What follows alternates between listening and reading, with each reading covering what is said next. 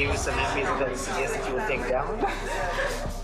In the first series of The Lobby, Al Jazeera's investigative unit exposed the role of pro-Israel operatives in Britain. The headlines at 11 o'clock. Israel's ambassador to the UK has apologised after a senior diplomat was caught on camera saying he wanted to take down the Foreign Office Minister, Sir Alan Duncan. Sir Alan Duncan, who's a strong critic of Jewish settlements. An undercover reporter for Al Jazeera doing an investigation into Britain's relationship with Israel. This investigation exposes a covert Israeli campaign to influence British policy.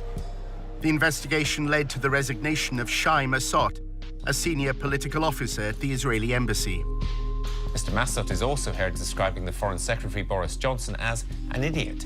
The diplomat in question no longer seems to be a functionary of the embassy in London. And so whatever he may exactly have been doing here, his cover can be said to have been well and truly blown.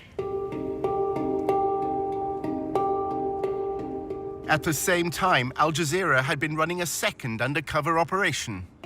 Some of our reporters' covert filming was included in the first series of The Lobby. His identity became known. Tony had spent 5 months inside the pro-Israel lobby in the United States. He'd impressed colleagues with his understanding of the Middle East. You have the resourcefulness and the depth, to sort of think strategically about this, whereas most people aren't able to do that. A prominent Jewish online magazine described Tony as the perfect gentleman who became one of the town's best-liked Zionist activists. You did amazing work here. The guys don't stop talking about you. They still talk about you. Tony threw elaborate parties, and apparently anyone interested in telling a story about sinister Israeli influence in America's capital couldn't have asked for a better guest list.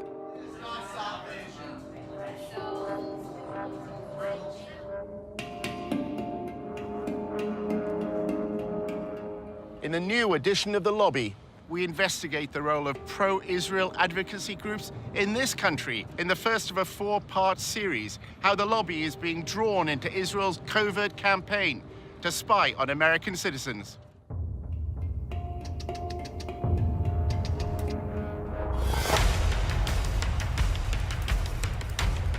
Using an undercover reporter, Al Jazeera's investigative unit infiltrates one of the most powerful lobbies in the world.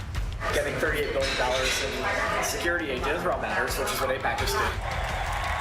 We examine how the lobby, led by AIPAC, the American Israel Public Affairs Committee, has secured unwavering support in Congress. Congressmen don't do anything unless you pressure them. And the only way to do that is with money. What the lobby is all about is to make sure that Israel gets special treatment from the United States forever. But after occupying Palestinian lands for half a century, the pro-Israel lobby is facing a new challenge. We called for a full boycott of Israel, divesting from it, and eventually imposing sanctions on it to achieve UN-stipulated rights of the Palestinian people. A movement to boycott, divest, and impose sanctions on Israel, BDS, was formed on American campuses. Seems to be achieving its goals, threatens future American support for Israel. We believe in justice for all people. So that means the occupation has to end. Israel's Ministry of Strategic Affairs responded with a covert operation to defeat BDS. אתה צריך לעשות את זה עם הרבה מאוד עמימות. זה לא גוף צבאי היררכי שאם הרגנו את X, אז כל הגוף מתחתיו לא פועל. So the Israeli government leverages Jewish organizations in the diaspora. Absolutely. It's a psychological campaign involving spying and smears. You discredit the messenger as a way of discrediting the message. Just stay on message. And what is that message? BDS is a hate movement. While our reporter monitored pro-Israel groups, he was asked to go undercover for the lobby. You're going into enemy territory, not for everybody.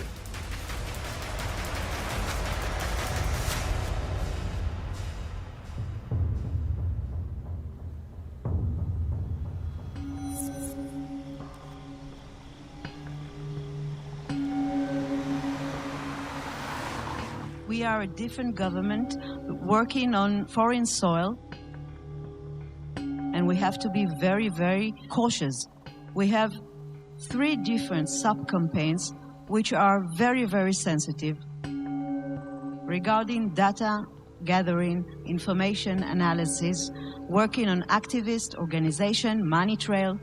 This is something that only a country with its resources can do the best.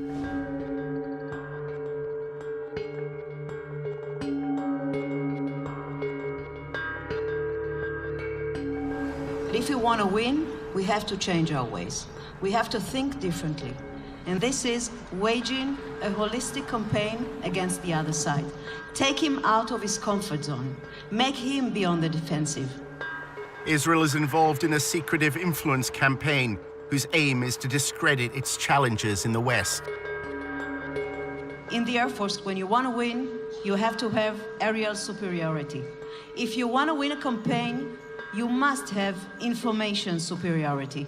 And this is exactly the added value Israel capabilities, technological and otherwise, we can bring to the game, and we are working on that very hard. In the United States, the lobby is working with Israel to spy on American citizens. We're giving them data. For example, one day, Sima's deputy is sending me a photo, just a photo in WhatsApp.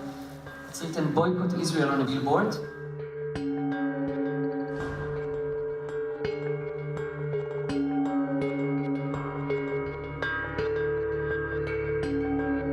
In a few hours, our systems and analysts could find the exact organization, people, and even their names where they live. We gave it back to the ministry. I have no idea what I did with this. But in fact, 3 days later, there were no billboards. We use all sorts of technology. We use corporate-level, enterprise-grade social media intelligence software. Almost all of this happens on social media, so we have custom algorithms and formulae that acquire the stuff immediately.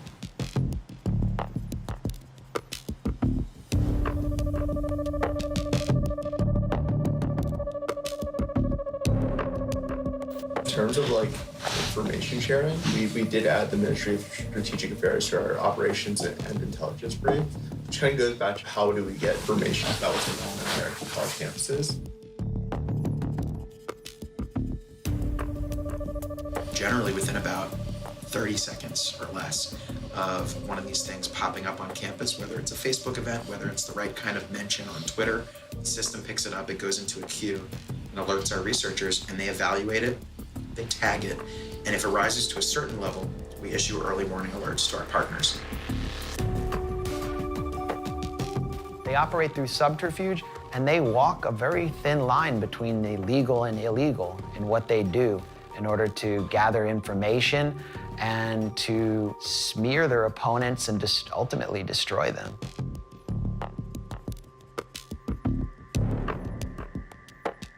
In order to understand how the pro-Israel lobby operates, you have to literally be a fly on the wall. If you can't obtain information publicly, you should try to get into the room through other means.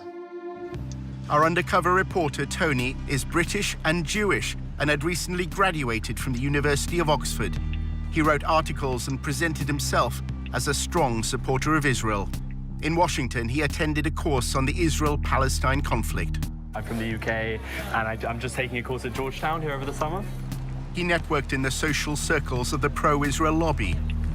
Hi, I'm Rona. I'm Tony. Nice to meet you. Good to see you. I'm good. Good to see you. Hey. After building his profile, Tony was accepted on a training course in pro-Israel advocacy. Welcome to Fuel for Truth DC's second boot camp. Congratulations, everyone, to being accepted. What we're going to do right now is just kind of like introduce ourselves. I'm Daniel. After undergrad, I served in the IDF and the paratroopers for 2 years and worked at AIPAC for a year. One session criticized the UN agency that provides aid for Palestinians. Children are taught in UNRWA Palestinian schools to hate Jews. Another lecture dealt with the international media. Confronting media bias. During the last war, a lot of times videos are circulating of bombed areas or victims, and a lot of it's from Syria, from Iraq 10 years ago, all this stuff. In role-play workshops, they were instructed how to respond to criticism of Israel. Can I have a volunteer? Apartheid walls cutting off Palestine. Boycott Israel. Divest from Israel. Sanction companies that do business with Israel. it's kind of odd to call it a wall, given that like 90% of it is a fence. This is a photo. I see a wall. Why can't Israel do more to help, Tony? Our undercover reporter played the role of pro-Israel advocate. Israel is doing a lot to help the Palestinians. I say actually Israel is doing all the best that they can, but you know, it's a tough situation. Businesses in Gaza can't freely send their trucks into Israel to sell their goods. I think you'll find that that's actually a misconception. They do allow their trucks, and what they don't allow is dangerous material. Okay, stop. After the course, Tony was accepted as a volunteer at a pro-Israel communications group called the Israel Project. It's Tony Kleinfeld. Kleinfeld. Like Seinfeld, but with a K. The Israel Project, known as TIP, describes itself on its promotional videos as a strategic communications group. At TIP, we believe we've found the answer. Israel's enemies have left the battlefield of the Middle East and are now fighting on the battlefield of public opinion. What you have with regard to the United States and Israel is a special relationship that is unprecedented in recorded history. Not simply that the United States gives Israel a tremendous amount of economic aid and diplomatic protection, it gives that aid and protection no matter what, right? It's not conditional. And the Israel Project will go to enormous lengths to achieve that end.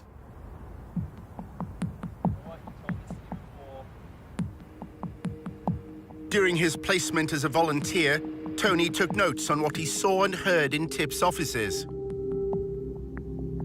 He worked in what they called the war room, where media and communications are monitored.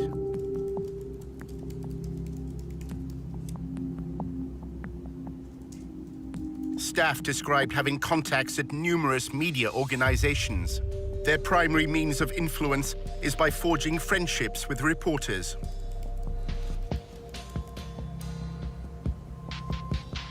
One employee claimed that during talks on the nuclear deal with Iran, TIP applied pressure on the Associated Press news agency to change a headline.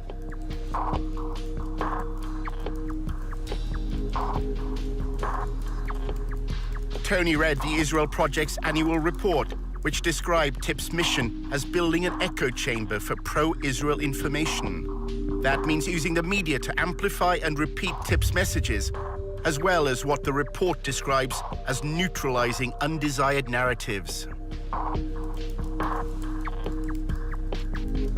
Tony saw one document which claimed that the echo chamber was within their grasp. Weeks before he started, Tony discussed with a senior manager how TIP deals with the media. There are things that you do loudly. A lot of them are things you do behind the scenes.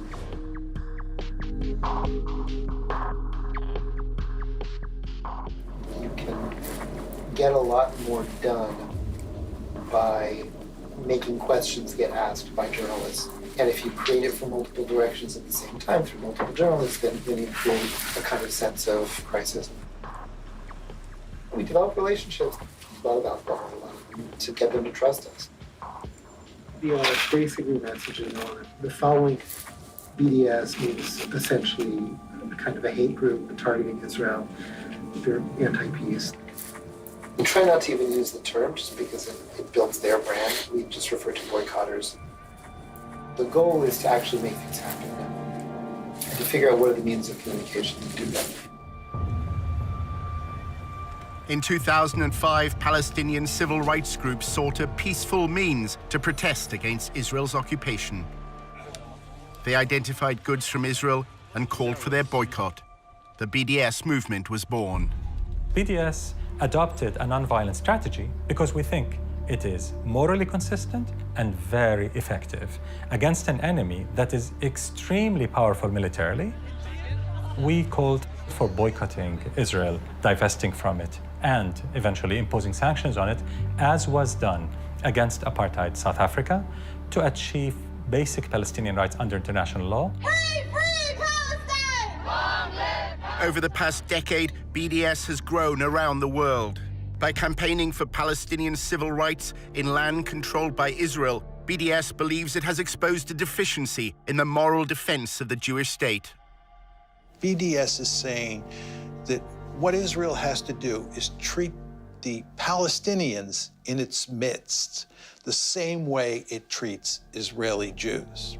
The problem is that if Israel does that, there are more Palestinians, or there will be more Palestinians inside Greater Israel than there are Jews. And that means that if you had a system where everybody was treated equally and there was one person and one vote, that you would no longer have a Jewish state. The secretive Ministry of Strategic Affairs, based in the Prime Minister's office in Jerusalem, was given a mission: establish a covert campaign to defeat the BDS movement. אנחנו אחראים על המאבק בתופעה, ובמסגרת זו יש לנו 4 רגליים: התראה, הרתעה, התקפה והסברה. אז אני אגיד לך שכשאם אתה רוצה לנצח בניהול מערכה, אתה צריך לעשות את זה עם הרבה מאוד עמימות. כמו שכשעבדתי על סוגיות צבאיות, כמו חיזבאללה, או כספי טרור, או סוריה, או כל מדינה אחרת שאיתה בעבר ניהלתי מערכה מולה כקמן. לא הלכנו ואמרנו לצד השני מה אנחנו מתכוונים לעשות. השארנו אותו בעמימות.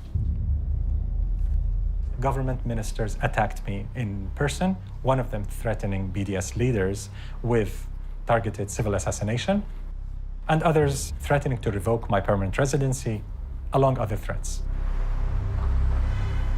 לא מעטים מבין מנהיגי ה-BDS מקיימים קשרים כספיים, קשרים ארגוניים, קשרים אחרים, עם גורמים עוינים למדינת ישראל.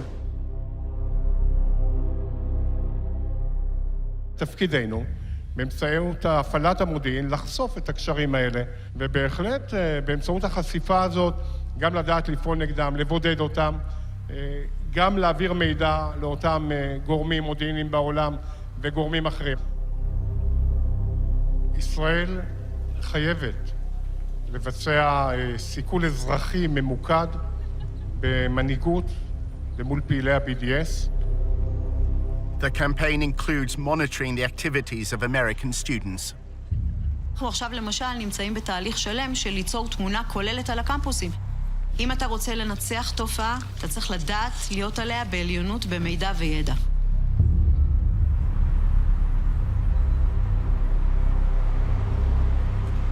Our investigation into the role of the Israeli state at US campuses led Tony to an employee at the embassy in Washington. She's American, and her job is to analyze BDS activity for the Israeli government. So nobody really knows what we're doing, but mainly it's been a lot of research, monitoring BDS things and reporting it back to the Ministry of Foreign Affairs and making sure everyone knows what's going on.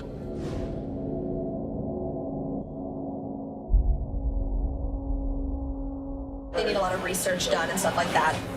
When they talk about it in Knesset, usually I've contributed to what the background information is. I'm not going to campuses. It's more about connecting organizations and I guess campuses and providing resources and strategy if students need it. Is the Israeli embassy trying to leverage faculty? Yeah. We're working with several faculty advocacy groups that kind of train faculty, so we're helping them a little bit with funding, connections, bringing them to speak, having them speak to diplomats and people in the MFA that need this information. So I kind of want to be that resource to show students we appreciate what you're doing, we see what you're doing. Here's some information if you need anything at all. We can connect to you, just kind of be that person there for you. Julia was president of the pro-Israel group at Davis, which is part of the University of California. Davis began as a center for agricultural studies, and its students are known as Aggies. I came to UC Davis, which had a reputation of being really pro-Israel. Now it's the top 5 most anti-Israel schools in the U.S. Why is that? Because of everything that happened in the last few years. It was just particularly bad. And there's a huge Muslim population in Sacramento, which is right next to Davis. The growing support for the BDS movement in Davis and the lobby's response to it is part of a narrative that's unfolding across America's campuses. Students for Justice in Palestine, or SJP, brought a divestment motion before the Student Senate. I was very, very nervous. The entire room was filled. I think we had about 600 students and people from the community coming in to witness this vote. I am here today because, quite frankly, I am ashamed. I am ashamed of my university for supporting apartheid genocide of my people in Palestine. I ended the speech with something along the lines of being on the right side of history and for the university to end its unethical ties with these corporations who were doing brutal things to Palestinians. We knew they were going to win because our entire student senate was all pro-BDS, and they ran for that purpose and won for that purpose, and we've been pushed out of student government for months. Good evening. My name is Julia Rivkin, and I'm the president of Aggies for Israel. Students streamed the hearing online. The pro-Israel group also filmed it with another purpose in mind. Their videos would play a key part in the story that was to unfold in the days ahead. I was waiting to see what she would say. I was waiting for a blow to come my way, and that blow sure came. We have been ignored and disrespected year after year, but we have never been silenced. We are a beacon of peace and inclusion on a campus plagued by anti-Semitism. The talking points were that the resolution was anti-Semitic, that it was divisive. If it's divisive in the fact that you either support human rights or you don't, then so be it. The intolerance that spawned this resolution is the same kind of intolerance that has spawned anti-Semitic movements throughout history. The entire thing looked very rehearsed, very, very aggressive, almost comically so. Julia and her pro-Israel allies had already decided that they didn't want a debate. At 4 a.m. the night before, me and my team were like, you're going to lead the walkout. And I was like, okay. And they're like, we're going to film it just for our own purposes. I was like, totally cool. So when everything was happening, we went into it knowing we were going to lose. So our strategy was how to, ultimately win while losing the vote. This is our victory. And we who are victorious need not legitimize the words spoken in this empty hearing. So if you are here tonight in opposition to this resolution, I invite you now to stand up.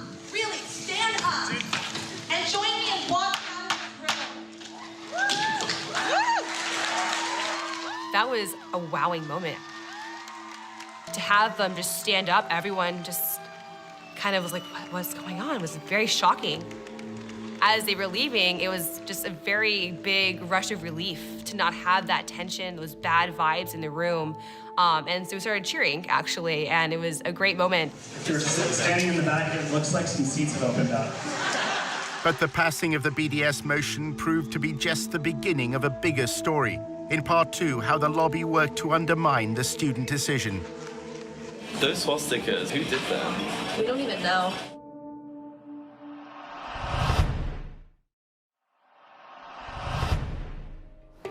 Hi. Hello. Nice to meet you. Nice to meet you too. Our undercover reporter was meeting an employee of the Israeli embassy in Washington.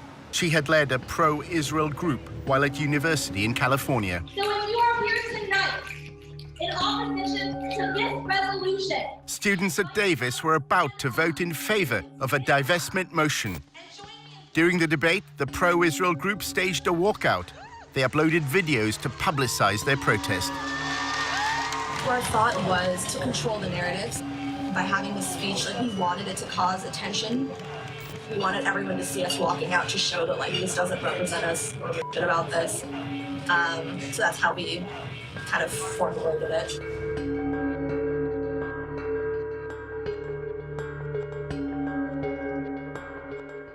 That day, all of us released 50 op-eds in major news sources so that when people made a hashtag and a whole thing trending, so when people opened their Facebooks, it wouldn't be them celebrating their victory, it would be us sharing our stories. Once it blew up, then random people, the Huffington Post contacted me and was like, do you have anything to say? And I was like, conveniently, I wrote an op-ed 2 weeks ago just in case.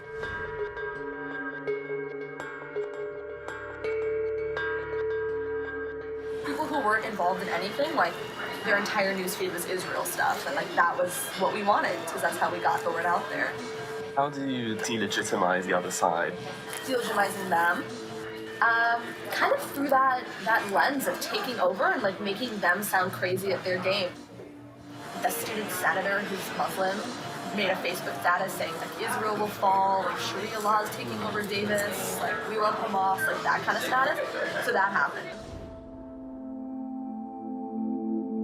We had been called terrorists and told that we were Hamas sympathizers, that we want to bring Sharia law to campus and things like that.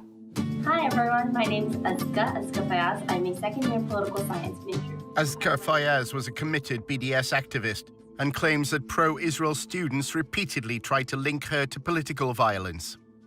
They just came up to me and said, "You're a terrorist. Are you a terrorist? You're gonna bring, terrorism to the student government," and things of that nature. And vote smart! I know her. It was ironic. She was directly making a joke of that. When I saw it, though, given the climate at the time, I did grow concerned. People who were involved, they were like, "Hey, there's actually a lot of negative postings on social media. They're sharing your picture and the cover photo with your caption. It's turning really ugly." That caption was reposted and retweeted over and over and over again. I knew that something big was sort of going to happen. Pro-Israel students were taunted by pro-Hamas students after an anti-Israel vote passed on campus. Listen and watch.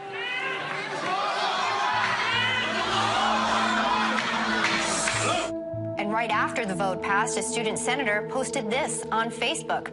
Hamas and Sharia law have taken over UC Davis, BRB crying over the resilience. I don't have the capacity to bring Sharia law to the University of California, Davis.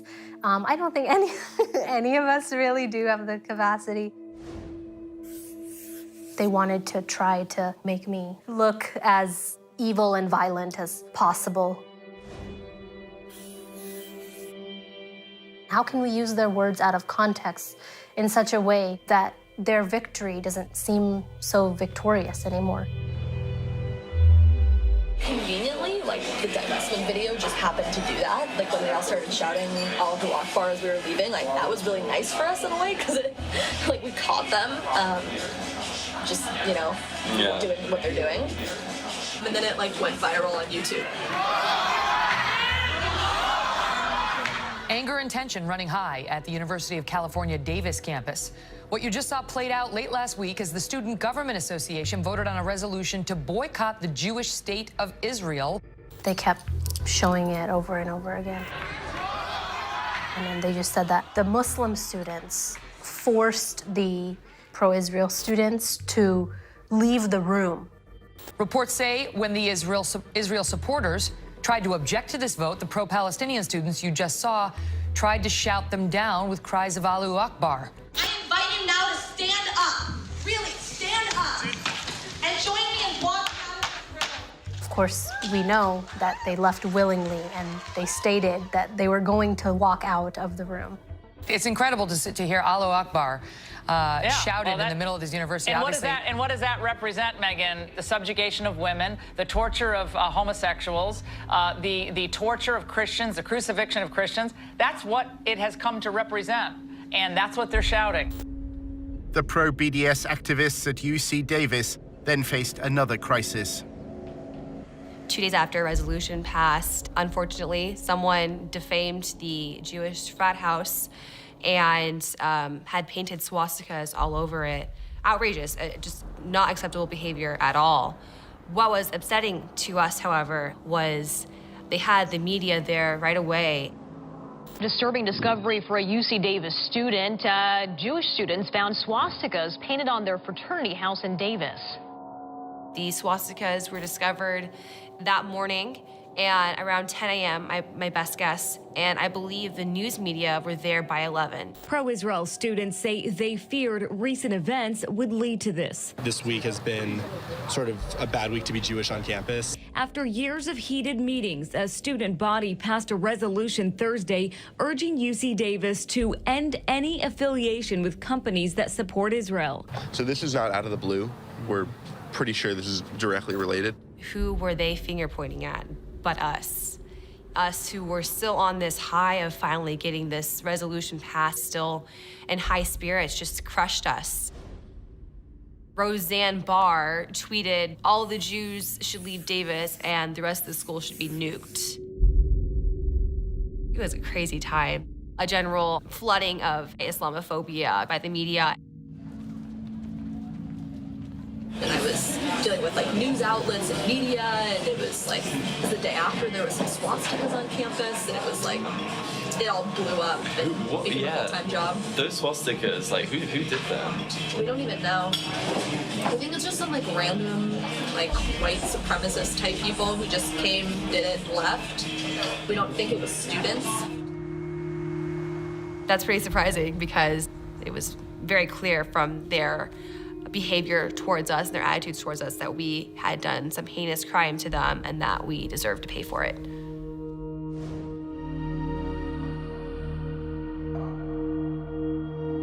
Students who were part of the divestment movement painted swastikas on the fraternity. That's what she was hinting at. That's what she was trying to imply.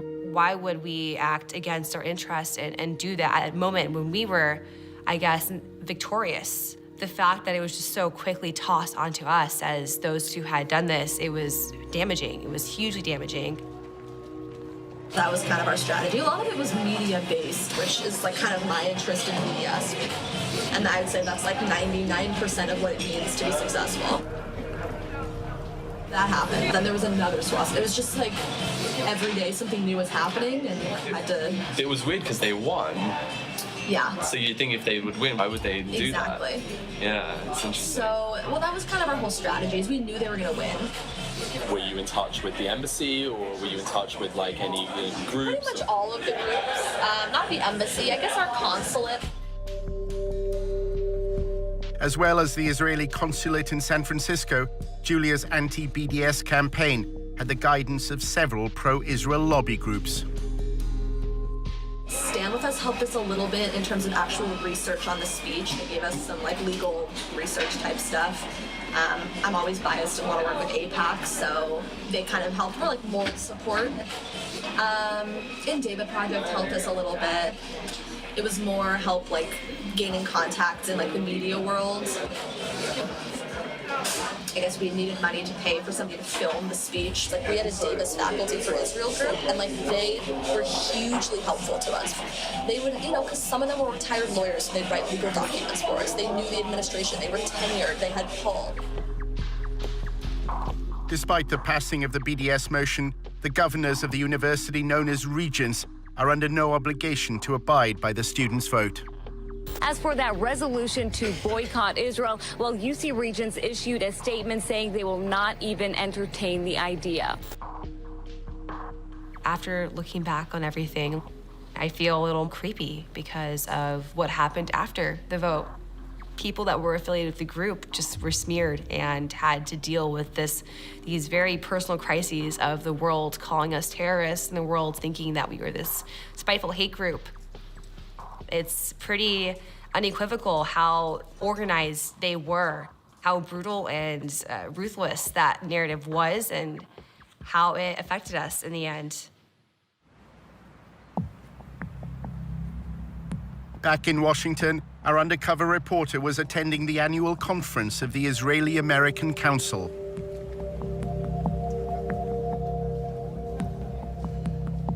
The IAC's role is to connect American Jews to Israel. This year, combating BDS was top of the agenda. I think we need to worry. The polling isn't good, and all of you probably know it. If you look at the polls, the younger you get on the demographic scales, the lower support for Israel is.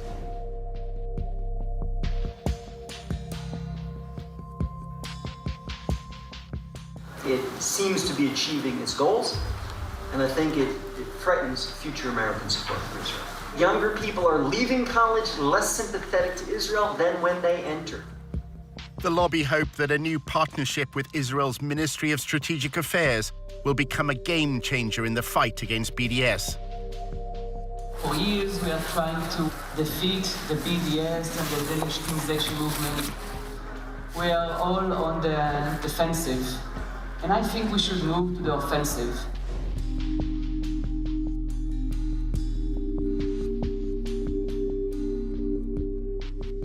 Using especially cyber and internet tools to try and defeat this ugly movement. I'm really honored to present my partners here, Brigadier General Sima Vakundil, the Director General of the Ministry of Strategic Affairs. Sima, please.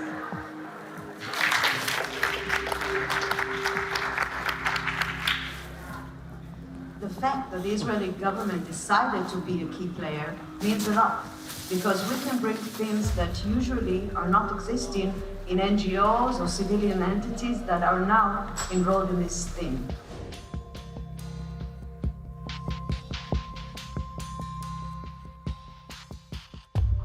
The Israeli government can look at the bigger picture and actually create this coordination and cooperation. We are the only player inside the pro-Israeli network who can actually say that he's filling the gaps. The Israeli official described to members of the lobby the first phase of the covert war. Ambiguity is part of our guidelines. That's why I'm not going to say anything too much about each one of the legs.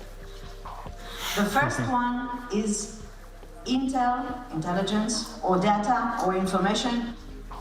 What we've done is mapped and analyzed the whole phenomena globally, not just the United States, not just campuses, but campuses and intersectionality and labor unions and churches.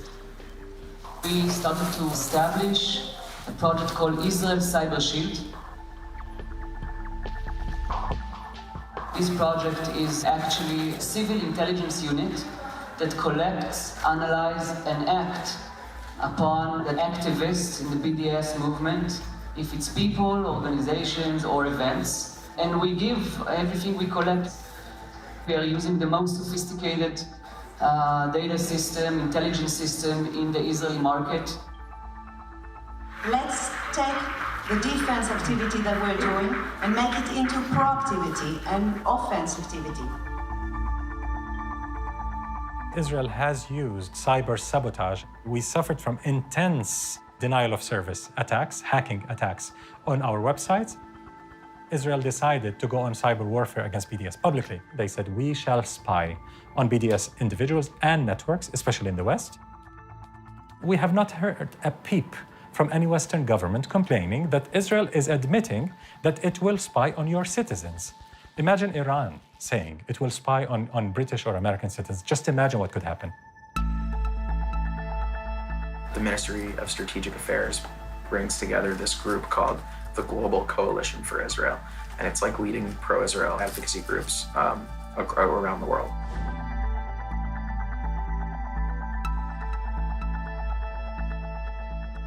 My view and the view of Israel's Ministry of Strategic Affairs, which we coordinate with sometimes, we communicate with sometimes, is like Europe is lost and it's basically over. And like they're turning a lot of attention now to the US because they feel we're on your path. Can I join these? I'd love to. I don't know if you'd let me. But it's like a pretty sensitive conversation, but it's going well. If China was doing this, if Iran was doing it, if Russia was doing it, there would be uproar. You would have Congress going after them, you would have hearings, you would have prosecutions. The question is, how does Israel get away with this? It's modeled on General Stanley McChrystal's counterinsurgency strategy in Iraq. We've copied a lot from that strategy that has been working really well for us, actually. And one of the pieces is this operations and intelligence brief. We're using social media intelligence, a tool called Radian 6.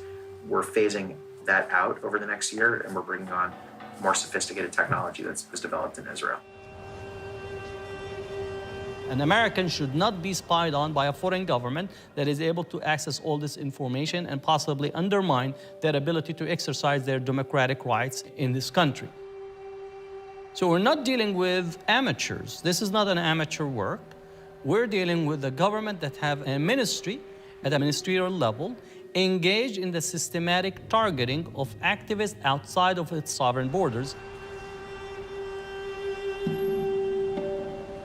And the only way it's going to stop is if somebody in the government points out this is illegal and we're not going to tolerate it. And if we do tolerate it, other countries are going to do it as well.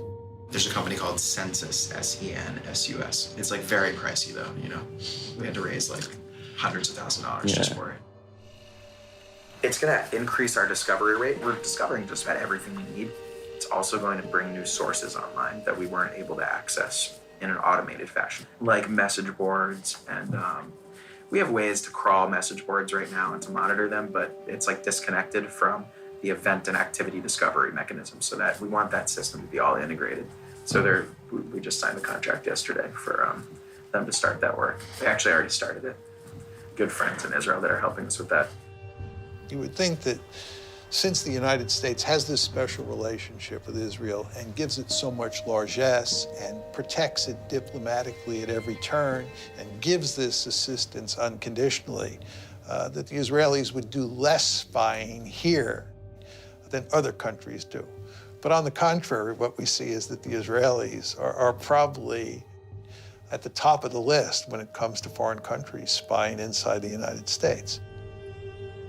Our investigation into Israel's covert war against BDS led Tony back to Julia Rifkind. She's American, and her full-time job at the Israeli embassy is monitoring BDS. She summed up a typical day at the office.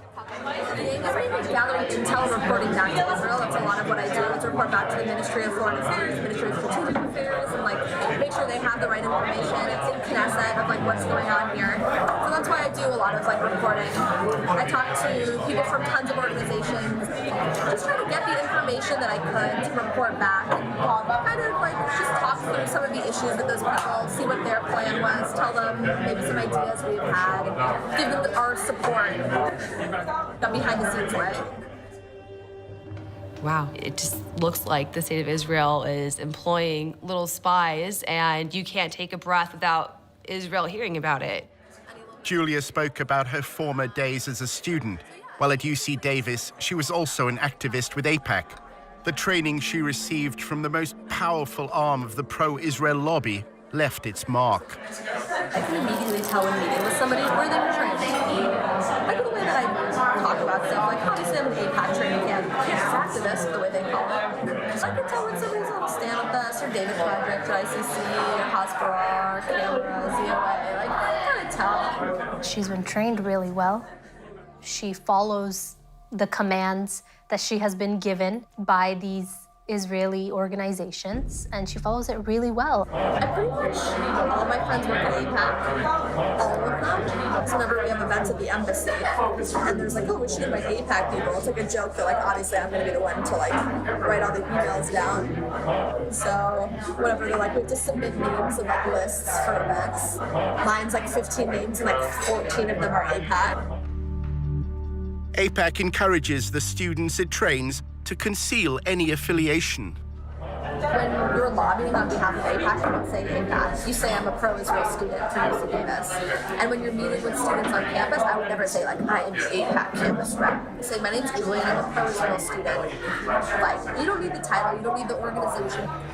AIPAC's involvement in student council elections is also kept secret. AIPAC attracts the more political students who are more interested in lobbying. We had campaigns and stuff like that. We dealt with student elections, very behind the scenes. They actually were found to have put cameras in the rooms where there were meetings going on. I liked meeting outside, where there are no rooms and there are no possible cameras under the chairs or wherever they may have put them.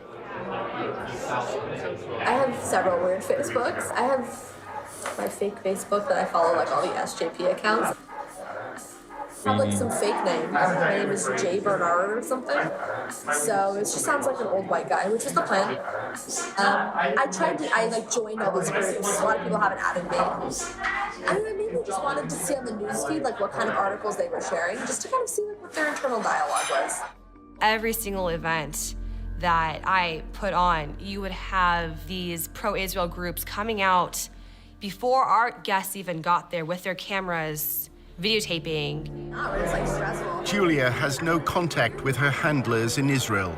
She writes her intelligence briefs and awaits their instructions. I write write a report that I give to my boss, who translates it. 'Cause it's really weird. We don't like talk to them on the phone or like email or whatever. There's like a special like server that's like really secure that I don't have access to because I'm an American.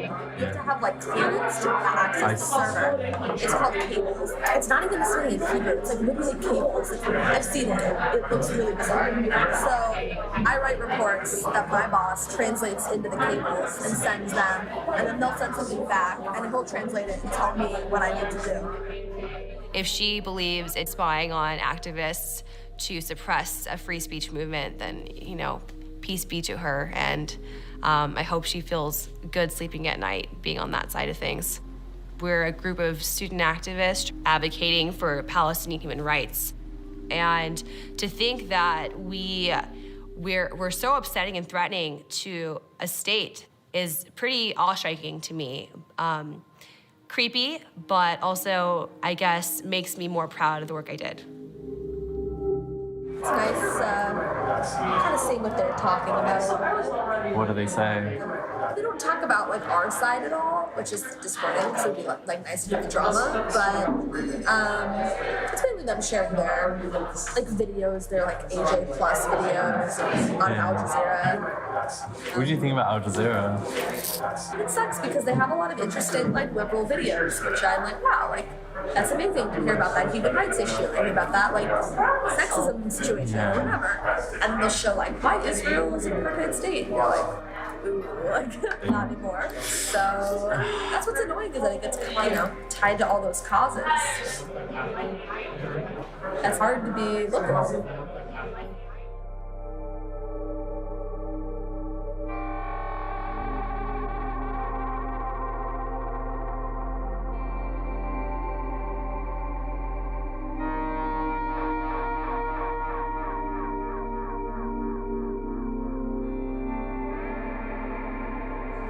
You represent that government. I can't say anything negative about Bibi or like the government because I technically work for them. Not directly, but I'm just a normal American.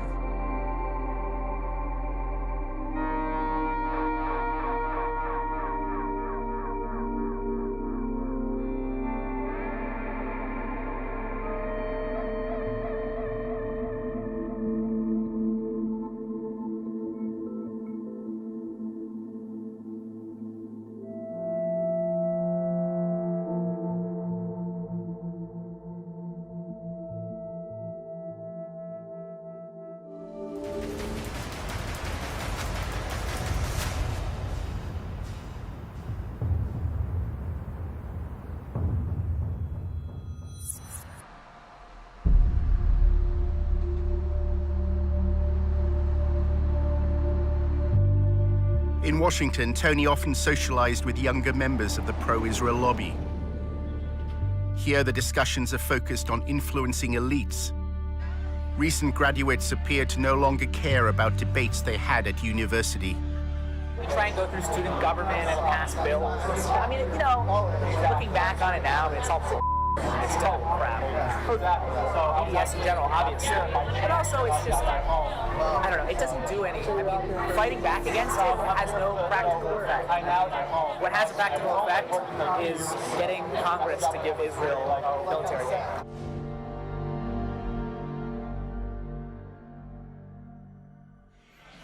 At the end of the day, it doesn't matter what happens at the University of X. What matters is what happens here. What matters is what happens in the capitals of the state, the capitals of other countries. The pro-Israel lobby is keen to co-opt elites beyond America. At a party organized by AIPAC, Tony met an intern at a public relations firm whose clients include the United Arab Emirates. The lobby apparently has allies in the Arab world. The American Jewish Committee is running a study tour to, it's either Dubai or Abu Dhabi, and they're talking about mutual cooperation.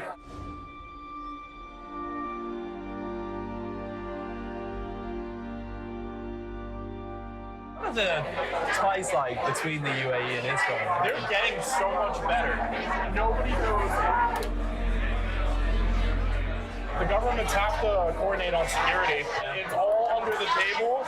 They're on trade, security, tech, medicine. There's a lot of cooperation. Basically, where I see it is the GCC has all this under-the-table cooperation with Israel, and it's getting to the point where it's getting to the surface. Does the UAE have a stake in BDS? They do run all the time the argument of Palestinian suffering and occupation. They do kind of toe that line, but that's because they have to save face in the Arab League. They're literally just trying to cover their bases. Are they actually helping out BDS in any way? They benefit from Israeli tech, so they're not going to boycott that.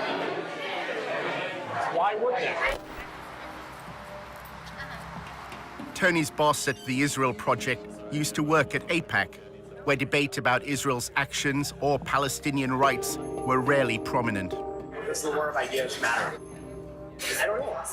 I know that like getting $38 billion in security aid to Israel matters, which is what AIPAC just did. That's what I'm proud to have been a part of for so long.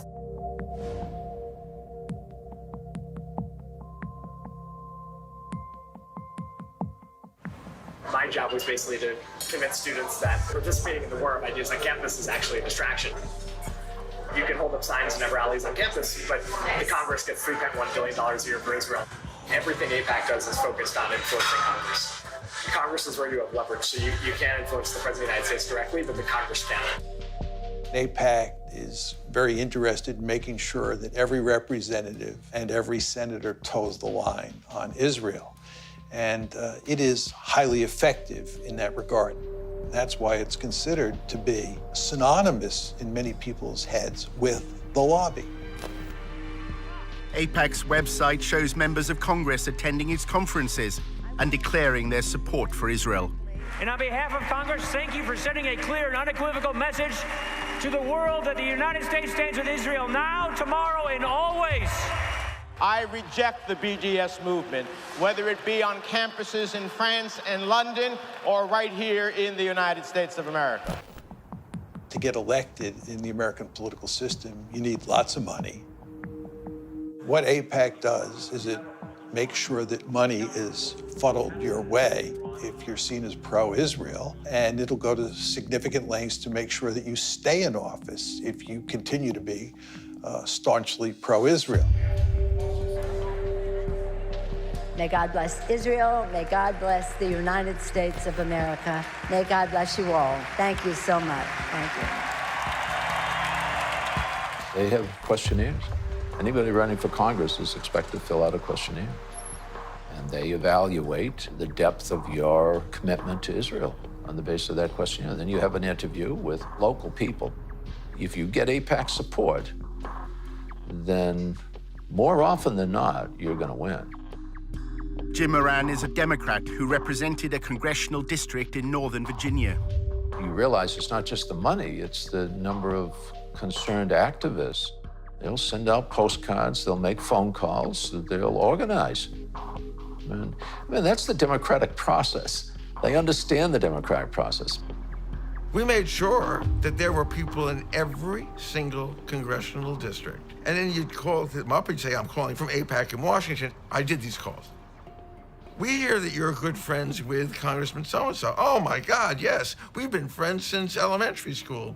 Well, what does he think about Israel? I never talked to him about Israel. Well, can I come down and talk to you and help you figure out a way to talk to him about Israel? No, just tell me. What should I say? I don't have to, I'll just tell him. Our undercover reporter wanted to learn more about how funding is secured for congressmen. Speaking of the devil. David Oakes, a prominent pro-Israel advocate, invited Tony to a fundraising event. Oakes later called him to discuss the details. Is it just a social event? No, hold on. I'm going to email you a list of the people that this group supports. This is the biggest ad hoc political group, and definitely the wealthiest in D.C. Hold on. Mark Kirk, the senator from Illinois. Ted Deutsch from Florida. Barbara Comstock, she's the congressman from Virginia. Richard Byrd, North Carolina. Kelly Ayotte is fantastic. She's in the Arms Committee. They'll walk in the room and they'll say everything here is off the record. And then they'll say, here's a little bit about me, and then people will ask very specific questions. The fundraiser was being held in a wealthy suburb of Washington. A VAPAC group, it makes a difference. It really, really does. It's the best bang for your buck, and the networking is phenomenal. Congressmen and senators don't do anything unless you pressure them. They kick the can down the road unless you pressure them. And the only way to do that is with money. Right now, our current contribution limit from any person to a candidate is $2,700. Now, that's a lot of money, you know, and that can certainly buy some gratitude with the lawmaker.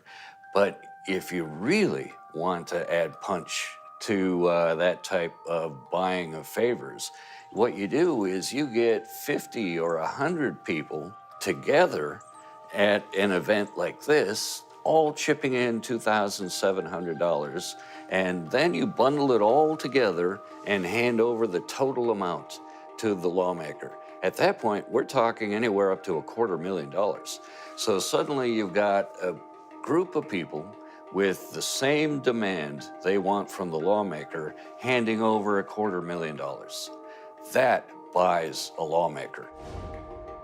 The fundraiser was for Anthony Brown, who ran for Congress in November 2016.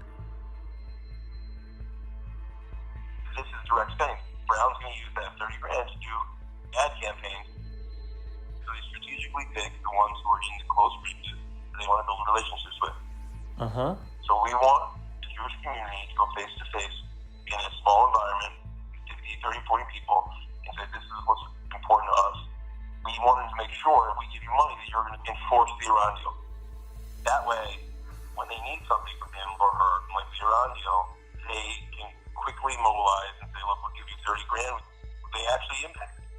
He's actually saying we're buying these office holders. And that's the point. We're chipping in all this money so we can hand over $100,000 or $200,000 to the office holders so we can buy them. You're not supposed to advertise. There's all these advertising laws. I was surprised they had an invite. I've never seen an actual invite before. Oakes described a similar event he attended in New York, which included donors from Wall Street.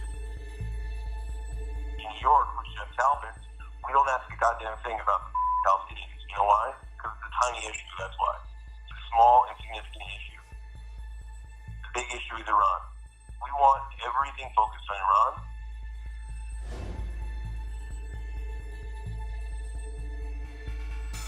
What happens is Jeff meets the congressman in the back room, tells them exactly what his goals are.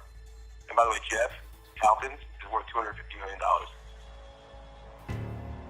Basically, they hand him an envelope with 20 credit cards and say, you can swipe each of these credit cards for $1,000 each. There is a disclosure law that is designed to highlight whether there may be potential money laundering going on in events like this. And that is if the funds are earmarked. And that means the organization has to disclose who showed up at that event and how much each individual chipped in and what they handed over to the lawmaker. What's the name of the group that puts this on? It doesn't have a name. There's no name. It's an ad hoc political group. For all the legal reasons, people pool their money. What this specific group is doing to try to avoid that disclosure requirement, it isn't taking money and then putting it in its own account and then handing it over to the office holder.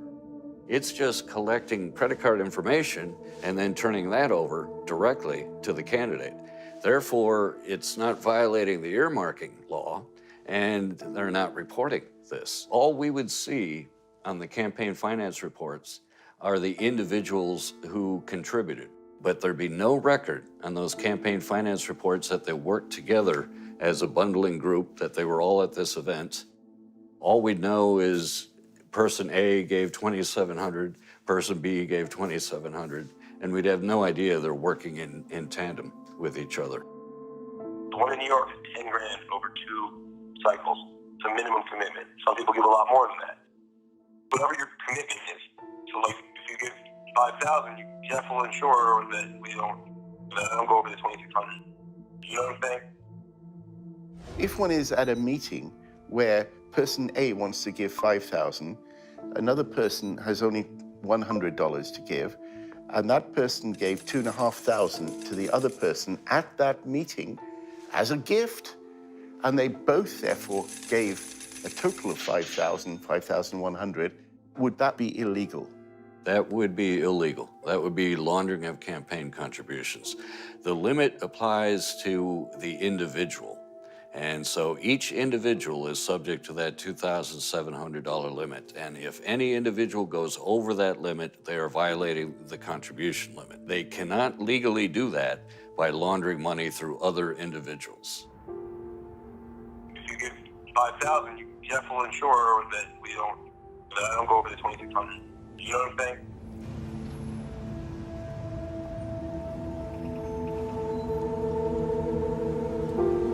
During a cab journey across Washington, Tony's boss at the Israel Project, Eric, spoke about his former job as a fundraiser for Jeb Bush. I was one of the first employees on the Bush campaign. The first time Trump came up in a conversation was we were going to solicit him for Jeb. And we're like, why isn't he writing a check? We would joke, like, this is the donor who went nuts. Eric shares his concerns about Jeb Bush's campaign. I hope the Justice Department doesn't make an example out of Bush, because we were operating in a real gray zone. And we raised enough money, we figured, let them come at us, we'll defend ourselves. We thought he's going to be the Republican nominee, everyone did at that stage. A relatively small number of families supply hundreds of millions of dollars annually to lobby politicians. The 200 families whose giving constitutes 90% of all political giving are not giving because they want a government contract or because it's good for their business. They're doing it because they actually care. In my view, it's obscene how much money there is. One of the most effective uses of the lobby's funds occurs when Congress is on its break. Every year, they fly hundreds of members of Congress to Israel for these extended travel junkets that are really lavish. They're first-rate vacations. They'll rack up $20,000 or more for a vacation for a member of Congress. The member can bring along their spouse, and they have a great time. You are told that Israel continues to be under siege from hundreds of millions of its neighbors who are Muslim and who hate Israel, who hate Jewish people. You're told that Israel survives because of the United States and because of American politicians like you who support us. An attempt was made to change the law so that all expenses-paid trips would be considered a bribe. I drafted legislation to try to reform the whole profession of lobbying to get rid of free travel and gifts from lobbyists. The Honest Leadership and Open Government Act of 2007 significantly enhanced the travel restrictions that if you're an organization that employs a lobbyist, you can only provide a one-day trip for a member of Congress. Then AIPAC exerted its influence. There was a major loophole written into the travel restriction that was essentially engineered by AIPAC, and this loophole is widely known as the AIPAC loophole. The clause excluded educational trips organized by a charity that didn't hire lobbyists. AIPAC happened to be affiliated to such a charity. It doesn't have an office, it doesn't have any employees, it's just a tax form that they filed.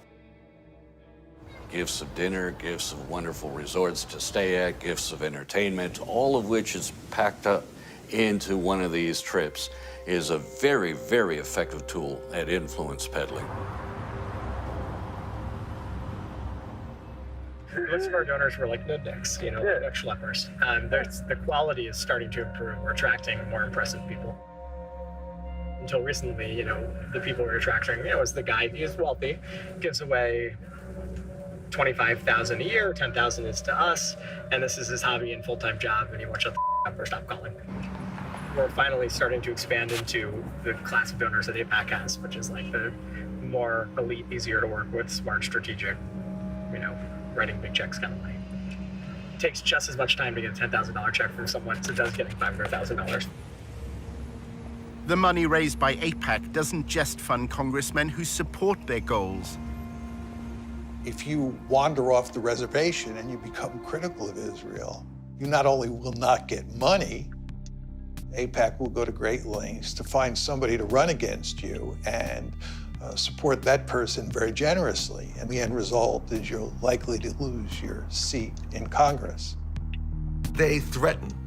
They immediately threaten. Even if they know that AIPAC can't defeat them, AIPAC can make their lives more difficult. They can make sure that their next town meeting or something, some members of the Jewish congregation jump up and say, but you're anti-Israel. In 2002, AIPAC was lobbying Moran to vote for the invasion of Iraq. The executive director of AIPAC said that his most important accomplishment was securing the authorization for the use of U.S. military force in Iraq. AIPAC was pushing it very hard. Why does AIPAC benefit from the United States going to war? The United States getting involved in wars in the Middle East is ultimately in Israel's interests, because we have a stake in the region.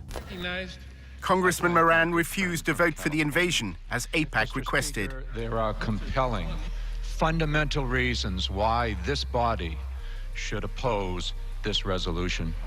Then at a public meeting, he was asked a question. A Jewish woman actually stood up in a town hall. She said, why aren't more Jews involved in the marches against the war? I said, if the leaders of the Jewish community were opposed to the war, I think that would make a difference. The lobby reacted, claiming this was evidence of Moran's belief in a Jewish conspiracy that was leading America to war. There was a conservative rabbi in my district who was assigned to me, I assume, by AIPAC. And he had warned me that if I voiced my views about the Israeli lobby, that my career would be over, and implied that it would be done through the Post. And sure enough, the Washington Post editorialized brutally. Everybody ganged up.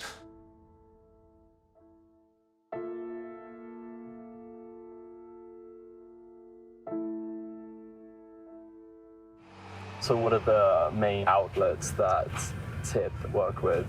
Washington Post is the biggest one. Okay. Isn't that like just down there or something? Yeah, it's actually that building. Moran claims the Washington Post's editorial board has a close relationship with AIPAC. The principal editorial board of the Post itself has been a very effective instrument because they've been able to maintain their credibility.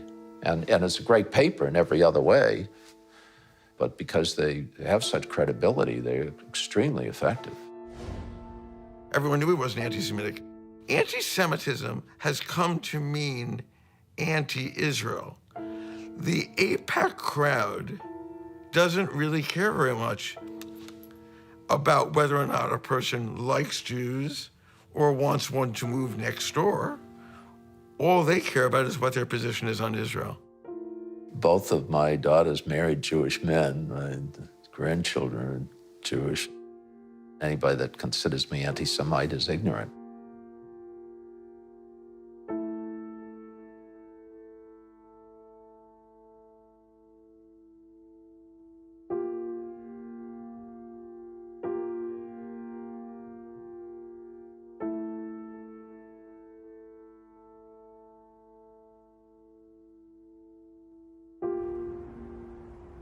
In part two, a battle over the definition of anti-Semitism on America's campuses.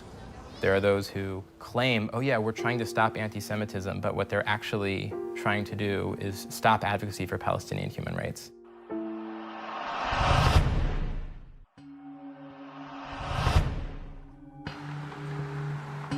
In part one, our undercover reporter discovered that many young people in the pro-Israel lobby have given up debating the BDS movement on campus.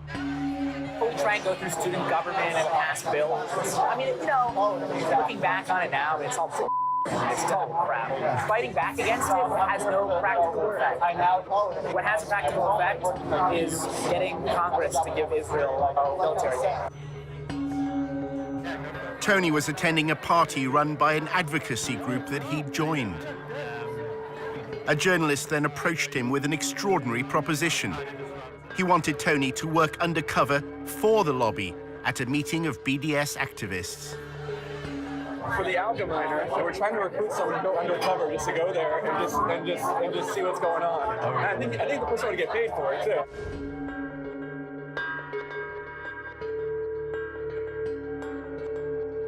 Yeah. Someone's gonna sign up, do that profile, just kind of like see what's going on. Higher up, they sent me an email today that like, do you know anyone who could do this? For some reason, he popped into my head.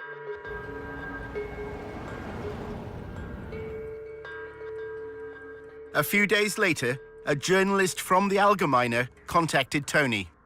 It would be undercover and have to be kept pretty quiet. We would like to have some recording device on your person. Any level of potential danger or, difficulty, violence or verbal assault, none of that concerns you or puts you off? No, because I think I'm pretty good at just being kind of zen in the face of verbal assaults. The Allgemeiner claims to be the fastest growing Jewish newspaper in America. It pays particular attention to events on college campuses. We're working on a project now about ranking U.S. universities and colleges in terms of their anti-Semitic and anti-Israel activity. We have a campus bureau that monitors this sort of behavior and these incidents and these campaigns all day long, all week long. The Allgemeiner often reports that anti-Semitism exists amongst pro-Palestinian student groups. The language that comes from those arenas move into that sphere of the new anti-Semitism, which is anti-Israelism. And that's a big focus at the Campus Bureau, looking at the blurring of those lines and where those boundaries have eroded. As journalists, right, exposure is the goal, exposing truth. In August 2016, a story in the Allgemeiner caused waves in Washington's pro-Israel circles. The thing that I'm working on, you might have seen the news recently about a cesspool of anti-Semitism at the University of Tennessee.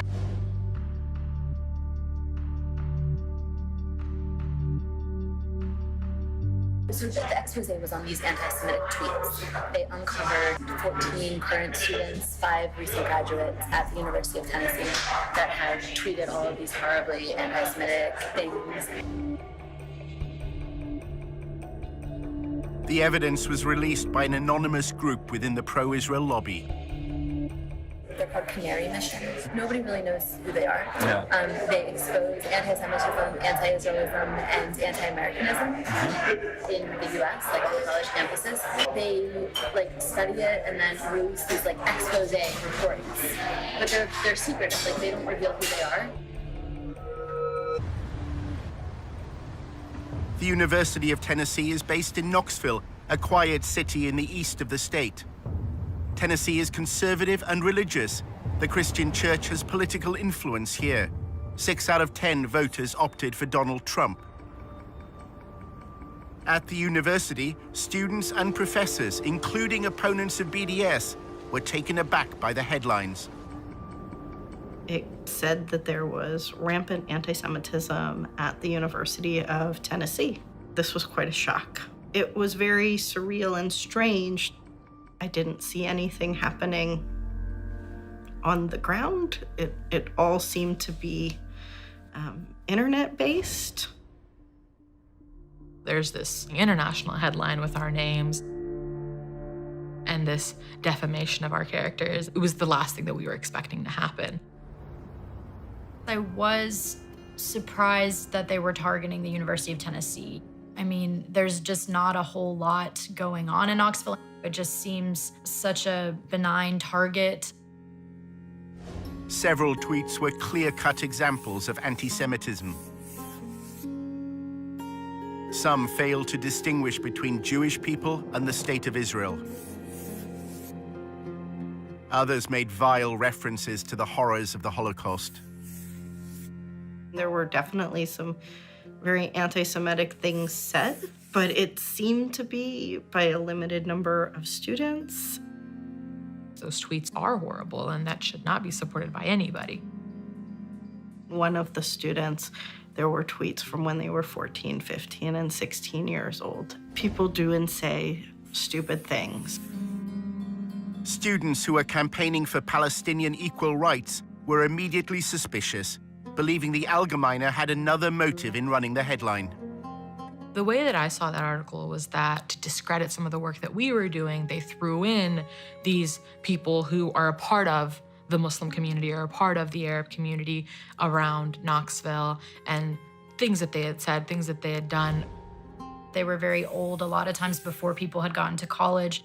I think this is just old stuff that's being dug up for lack of any other material. I was really horrified that you had essentially this blacklist of students. The list included Summer Awad, a Palestinian American. She was accused of supporting terrorism after sharing a Facebook post.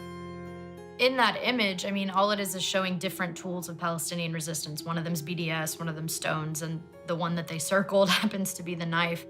They obviously have much bigger weapons than the Palestinians can even imagine having, but they're just able to frame this image of violence and to frame this image of defending themselves. Shortly after being named by Canary Mission, posters and flyers linked BDS supporters to Hamas. There was a list of most of the names of the students that were mentioned in the Canary Mission.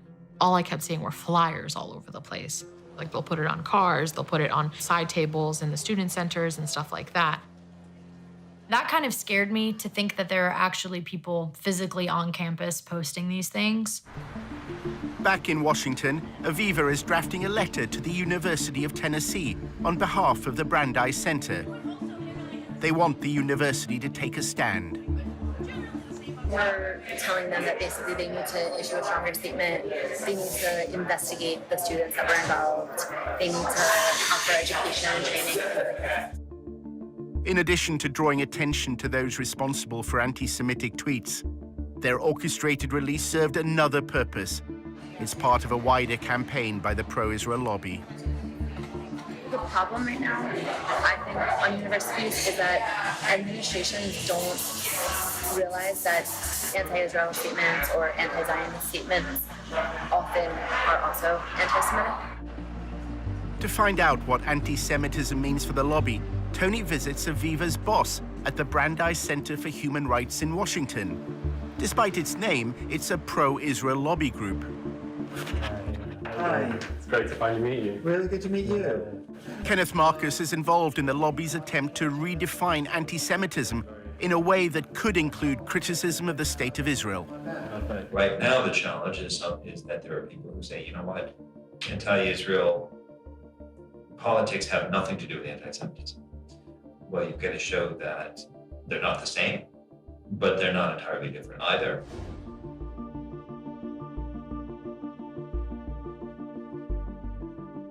The goal is to have the federal government to establish a definition of anti-Semitism that is parallel to the State Department definition. The US State Department defines anti-Semitism using a three-point test known as the 3 Ds. It includes statements that demonize Israel, those that apply double standards, or those that delegitimize the state. There have been attempts by some to try to define anti-Semitism in such a way that conflates actual anti-Semitism with completely legitimate criticism of Israel or Israeli government policies. They are overly broad and vague to the point where any kind of criticism of Israel or of Israeli government policies can be labeled as anti-Semitic. One of the major tactics that the lobby uses to defend Israel, and it's done this for a long period of time, but it's using it more and more these days, is to identify people who criticize Israel as an anti-Semite. The letter that Aviva was sending called for the University of Tennessee, Knoxville, to address a long-standing problem of anti-Semitism on campus. The Brandeis Center is urging American universities to adopt a definition of anti-Semitism that could include criticism of Israel. We are trying to get universities to adopt a uniform definition, whether it's the State Department's definition or a similar version of it, because then we think that the administrators would be able to understand anti-Semitism better and discipline students for hateful and discriminatory actions. The Brandeis Center also wanted the university to screen what they described as a path-breaking film called Unmasked Judeophobia. It was made by a member of staff at the university and featured Kenneth Marcus. It is now socially acceptable to say lots of different things that were not acceptable in the past. Anti-Israelism and anti-Semitism is one example.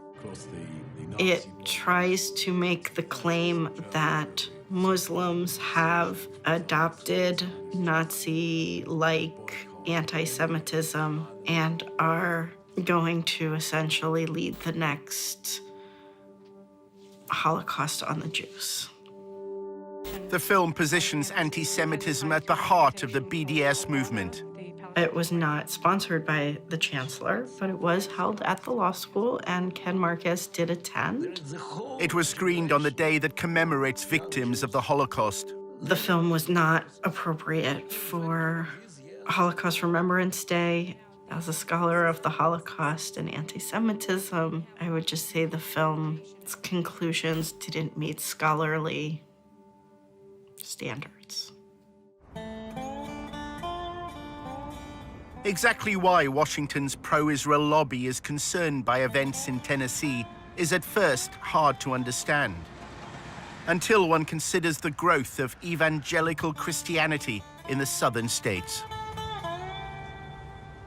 Tennessee is a Bible Belt state, and the capital of Tennessee is known as the buckle of the Bible Belt. And that good old Southern Christian culture is very strong here, and a big part of that has now become this rhetoric of Christian Zionism.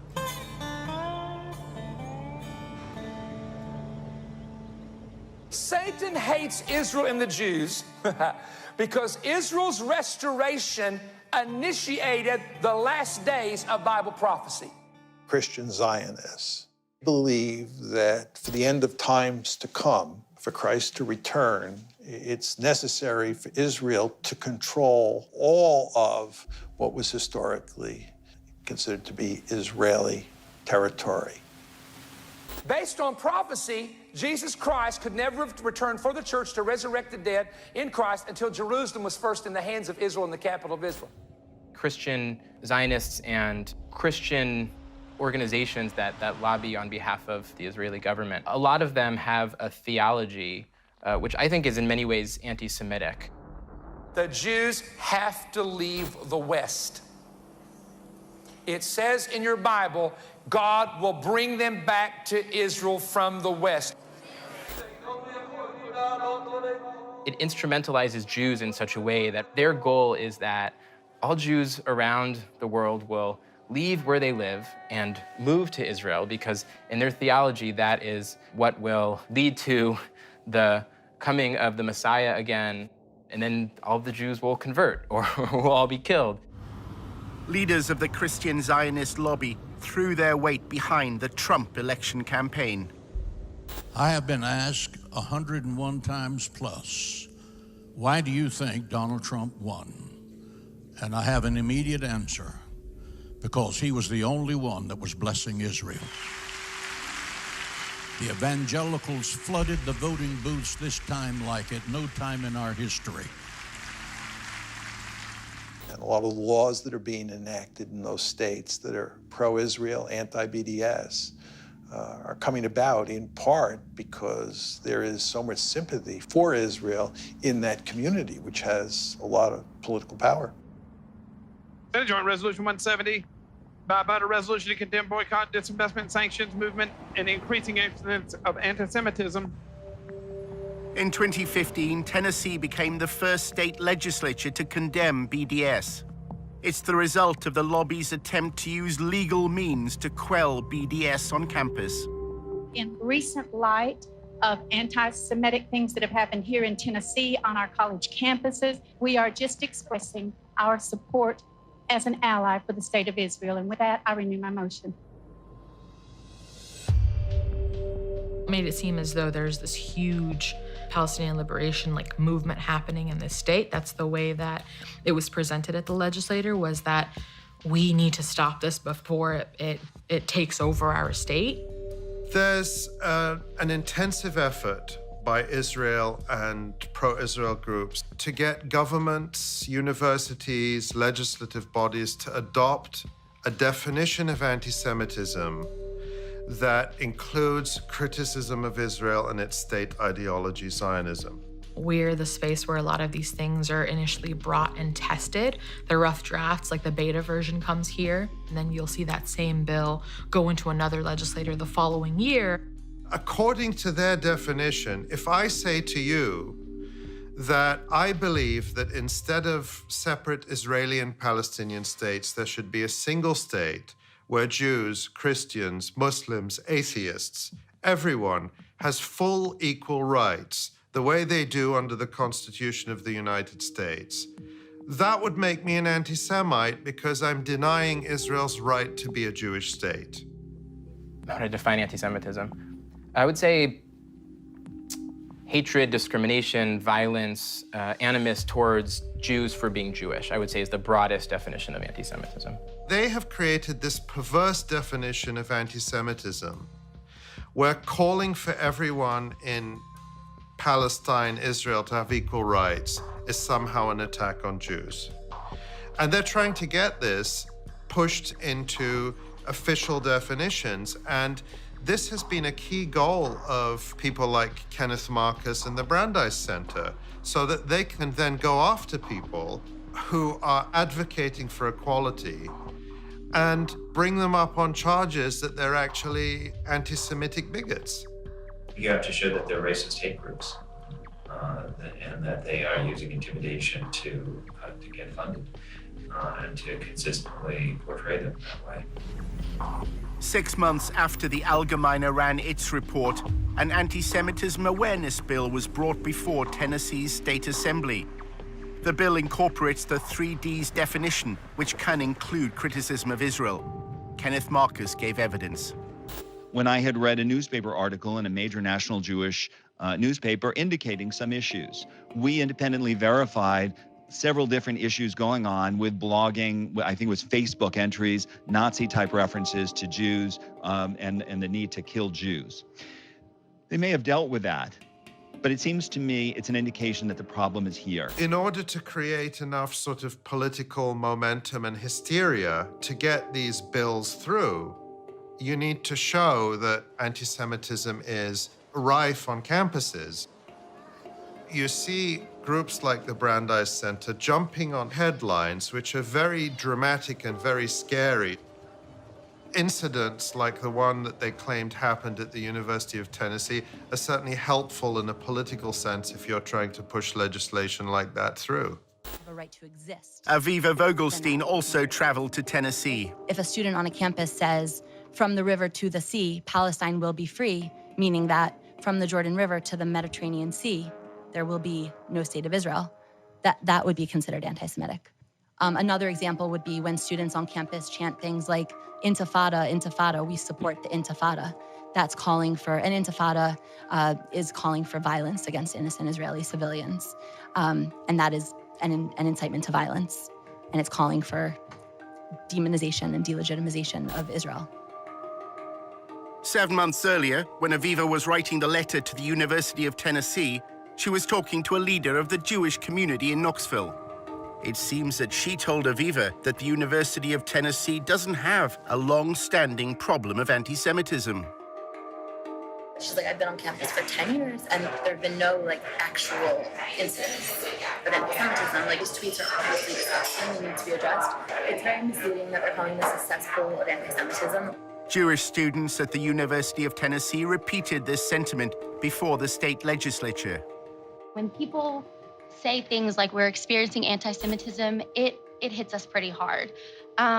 When we were told that this was being said about our university and the climate at our university, we were really confused because we had never heard about any form of anti-Semitism that was happening on our campus. So this was kind of, the first thing to come to us. So if we're the students who are supposed to have been affected by this so-called climate, you would think we would kind of know about it before. There's no evidence that there's sort of an atmosphere of intimidation against Jewish students. Once you look behind the headlines at Tennessee, that's what everybody said. I think it's important to highlight that any allegations that this bill is based off of, those allegations are purely external allegations, meaning they're coming from all over the country except for Tennessee. Everybody agreed on that. The only people who didn't agree were the people coming from outside the university, Kenneth Marcus and others, who have the agenda to present the University of Tennessee and other campuses as dangerous places for Jewish students. One of the consequences of the allegations of anti-Semitism has been to temper activism for Palestinian equal rights. You can look at this campus in the last 8 months and see that there has been little to no activism on that forefront. I would say last year this time, we had a new sort of like adrenaline underneath us, and then this kind of completely killed our fire. And it was hard to gain that momentum once again. Remember that there's 2 steps in the lobby's game plan. The first is to put out a story that's very favorable to Israel. But the second step is to do everything possible to minimize the amount of debate there is about Israel and silence the other side as much as possible. After Aviva spoke to Jewish students in Tennessee, she also learned that their greatest concern is unrelated to pro-Palestinian activism. BDS is not a real movement on the campus. Students for Justice in Palestine, which has like a large following nationwide, has like very few active student members. We mostly only have problems with Christians trying to proselytize the Jewish students, because in the South it is happening. Everyone is so like, it's like evangelical. I find it incredibly troubling that at a time when we see a rise in real broad daylight anti-Semitism in the United States, there are those who claim, oh yeah, we're trying to stop anti-Semitism, but what they're actually trying to do is stop advocacy for Palestinian human rights. A short time later, the Allgemeine contacted Tony once more to discuss his proposed mission to work undercover at a BDS event. The editor explained what they wanted. One of the projects that we've been looking to do for quite a while is to try and infiltrate some of these groups, get undercover and discover what they're about from the inside. You explain the war, it's a hostile environment and there's some risk involved. The goal would really be to uncover any evidence of not just bias, but real bigotry, the correlation between the BDS movement and picture of Jews. Tony has given a list of persons of interest. They're all on the Canary Mission website. Go to canarymission.org. Have you heard of Canary Mission? A little bit. Could you tell me about it? People who hate it, the people who are being targeted by it, call it a blacklist. You have names here that show up on this database. Students and professors, faculty, speakers, organizations that have ties to terrorism, outright ties to terrorism, or terrorists who have called for the destruction of the Jewish state. Despite running Canary Mission's Tennessee expose, the Allgemeine staff say Canary's identity is still a mystery. It's an anonymous site. Nobody has any idea who's actually running this thing, and people have tried and looked into it. If you're on board in terms of concept, then I guess the next thing we just need to figure out is the money. Can we wait for a follow-up email from you? Does that make sense? Yeah, sure. I should get that to you within the next 24 hours.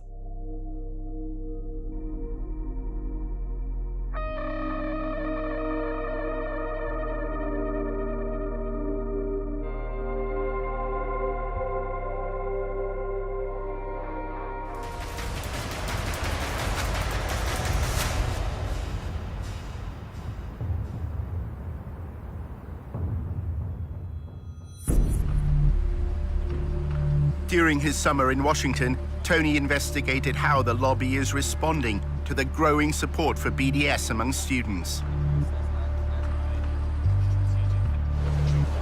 AIPAC has an established network across high schools and universities and is also part of the wider campus coalition against BDS. I work with the DC school, so I can connect you to Georgetown, GW, American.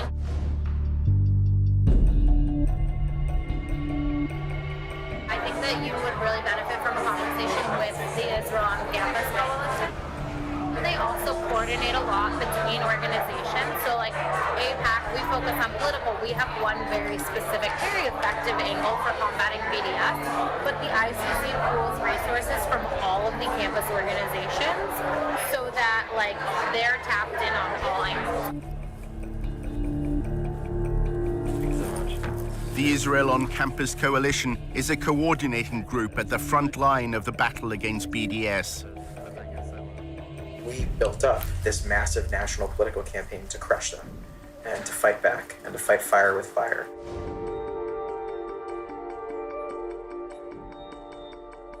What we saw was a growing global movement to destroy Israel that was manifesting on American college campuses. It makes sense that they would try to poison the next generation. The one thing every member of Congress and president and ambassador and newspaper editor has in common is, by and large, they spent a little bit of time on a college campus, and probably those were formative years. The Israel on Campus Coalition is at the center of the lobby's response to BDS.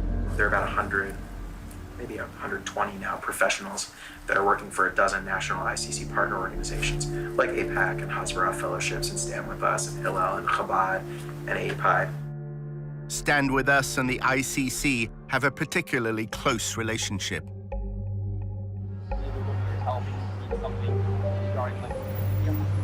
The Israel on Campus Coalition, they really oversee like the whole movement. They're sort of the ones that like have the bird's eye view.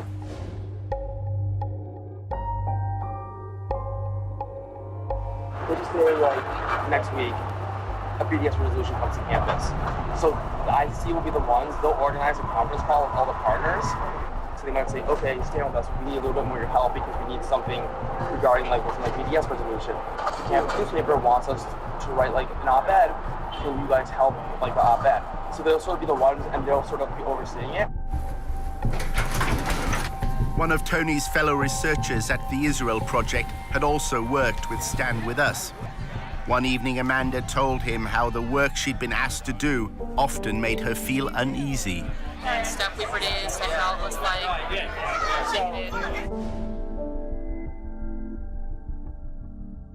It would be like pictures of Palestinian kids with a knife.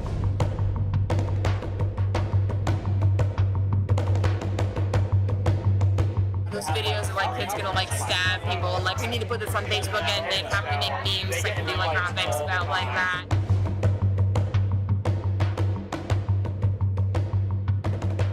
It was in everything. It was in like presentations on Palestinian terrorism that we did for college students and high school students. And it was like on our Facebook pages.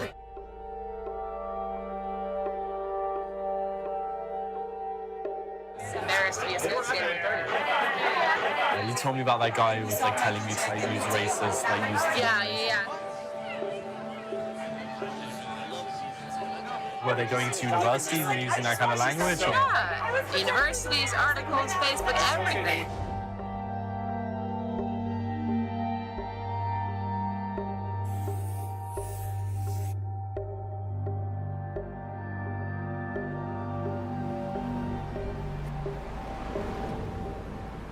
At the Israel Project's offices, Amanda confided further in Tony. Her boss at Stand With Us instructed her to call BDS a racist hate group as often as possible, she said, because it polls well. Stand With Us also had what she described as a covert group which would slander people as anti-Semites. It made her feel uncomfortable. Amanda recalled how Stand With Us was involved at her university. Students who criticized Israel's treatment of Palestinians were routinely accused of anti-Semitism. The pro-Israel side would say things like, it's anti-Semitic. Say things like, why are they targeting Israel and not other Arab countries? You know, like, look at all this bad stuff happening to other places. And you know, and Israel is like a democracy. Like, they would just say all this stuff that was like so irrelevant. Do you think that there have been well-intentioned activists on American campuses who have found themselves in very difficult situations because these pro-Israel groups have tarnished them as anti-Semites? Oh, absolutely.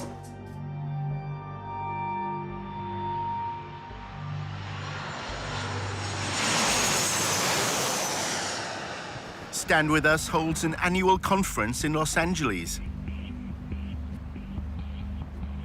Its focus is on how to fight the BDS movement. To reveal the true nature of BDS, a venomous, deceitful, anti-peace, anti-coexistence movement that will settle for nothing short of the annihilation of the Jewish state. Jacob Bain from the Israel on Campus Coalition linked BDS to the rise in anti-Semitic hate crimes in America. Anti-Semitism is increasing in general. Right? In the same way that we're seeing anti-Semitism increase in the community, we're seeing these awful, terrifying desecrations of Jewish cemeteries. The campus is no exception. At a social event held by a pro-Israel advocacy group, Tony finds out more about Stand With Us. Many here are recent graduates with backgrounds in student politics. I was the chief of staff for my friend who is our student senator.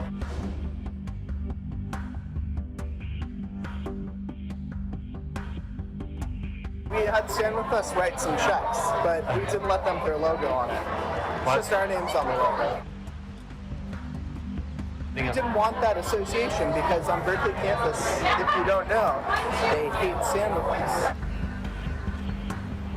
As well as working behind the scenes to provide funds, Stand With Us helps pro-Israel groups denounce students who support equal rights for Palestinians. We've used Stand With Us strategically on my campus to have them publish stuff when we wanted stuff published. One girl that was running for our student senate, her last name's Dick, Tamaya Dick. The summer of 2014, the Gaza bombings happened. There's a lot of activity in the Bay Area, a lot of protests. You hear like, intifada, intifada, intifada. So, and I asked someone, I was like, oh, what does that mean? When Sumaya stood for the Student Senate at Berkeley, the Arabic word meaning uprising inspired her election slogan. My last name means faith and governance, a way of life. There was other hashtags, so it was like Din for the Win, Din Dynasty, and didn't really like them. So when I launched my campaign, it just seemed fitting to launch it with, you know, hashtag Dintifada. She ran on the hashtag Dintifada as her like, Dintifada, her last name's Dick, Samaya Din. And we're like, this isn't okay. Stand With Us and launched a social media assault on Sumaya's campaign and her character. We had a campaign party, it was a launch party, and an hour later, I'm getting all these messages.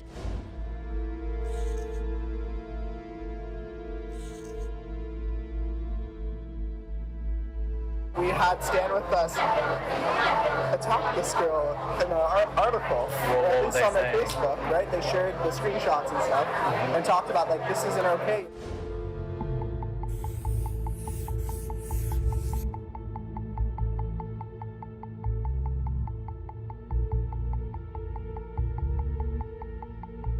The next day, Stand With Us completely took my campaign slogan out of context.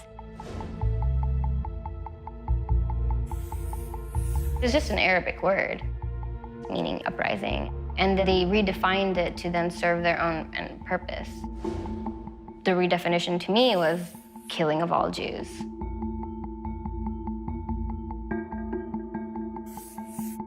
Sumaya received a barrage of abuse on social media.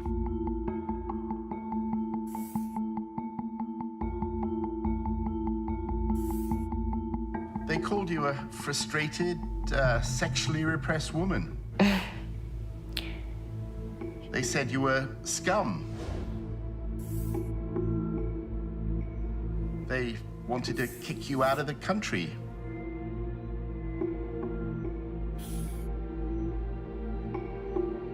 How hard was all that to deal with? Yeah, I distanced myself from that. I would go out and I would be walking on campus. Everyone would be looking at me. I felt like I needed to hide. It took me 3 days. I didn't sleep. I was just like, what's going on? We don't want Santa Claus's name, you know, on our name.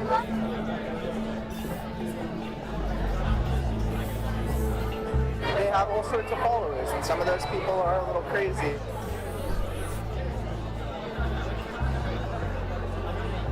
We have people that saying, like, that person should die.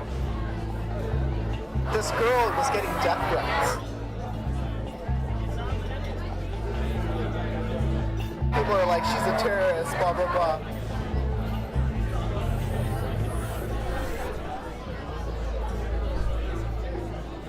How involved are they on campus politics then? Like even if it's money. They get money, but it's rare that they put their name on something because the leadership that I helped create on that campus is aware that it ruins relationships. At the Israel on Campus Coalition in Washington, Tony discovered that the lobby is deliberately adopting a clandestine approach on campuses. We should stand behind our work, not in front of it. It's not helpful for Stand With Us to say to a pro-Israel student, or the Israel Project to say to a pro-Israel student, oh, sure, we'll help you, but you have to put our logo on it. We're working like so closely with Stand With Us, and we have such a tight partnership with them today that like it's totally seamless. Tony also discovered that anonymity is a key strand of the campaign against BDS. If one of these terrorists on campus wants to disrupt a pro-Israel lecture or something and like unfurl a banner or whatever else, we're going to investigate them, look into bad stuff they've done.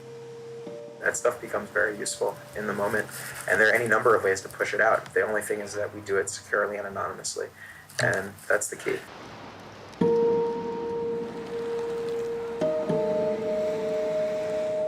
It was a Sunday.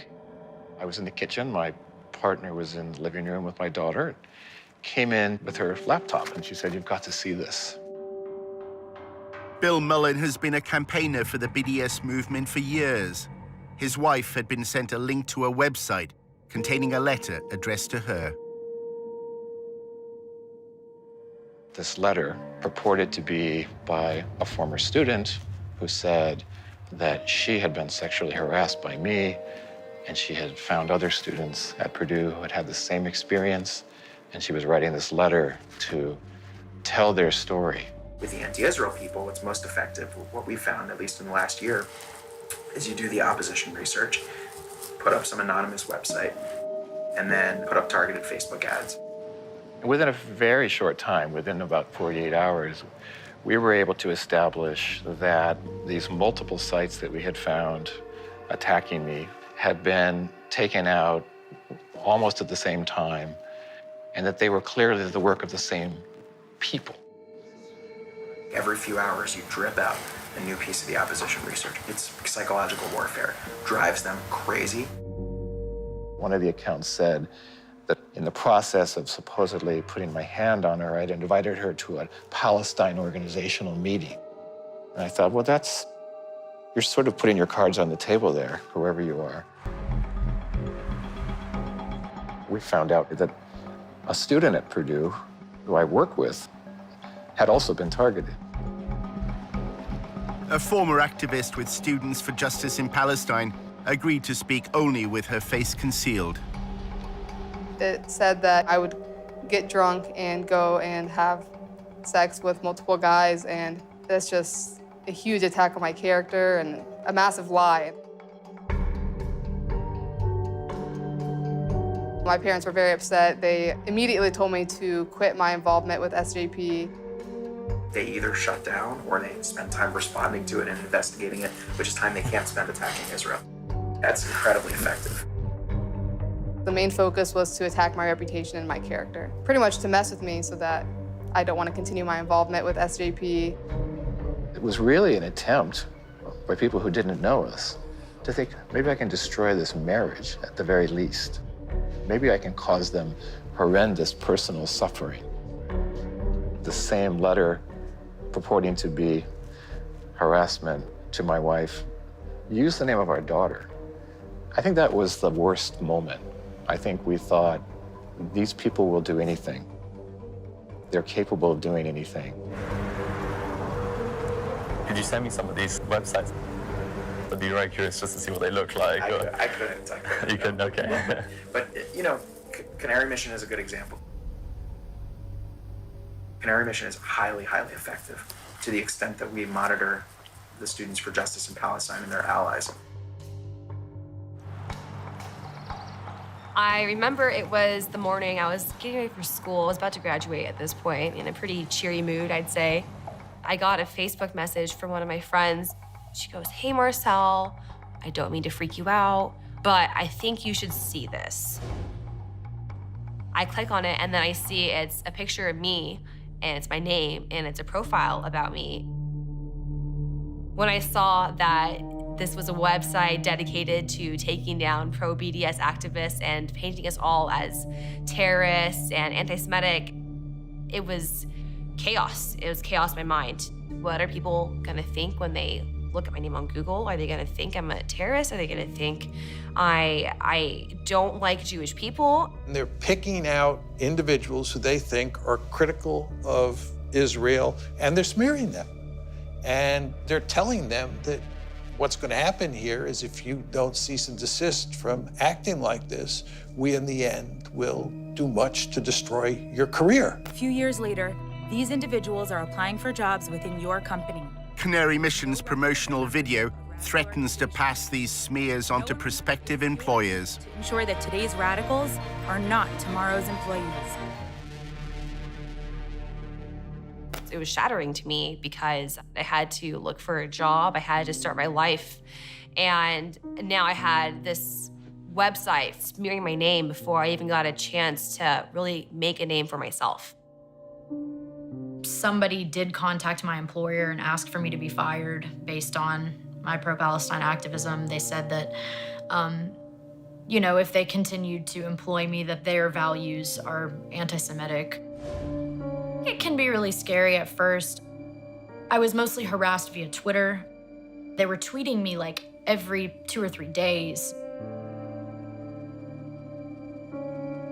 They take screenshots, even way back to my Facebook pictures that don't even look like me anymore. Just digging and digging through my online presence. They're terrified of Canary Mission, and it's about time. We had always been afraid of ending up on there. It was like very personal.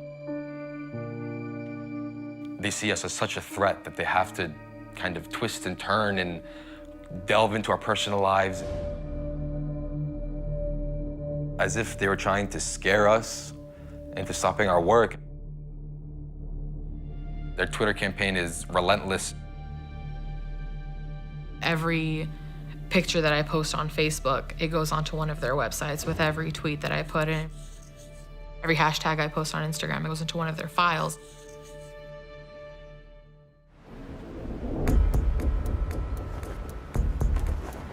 The research operation is very high tech.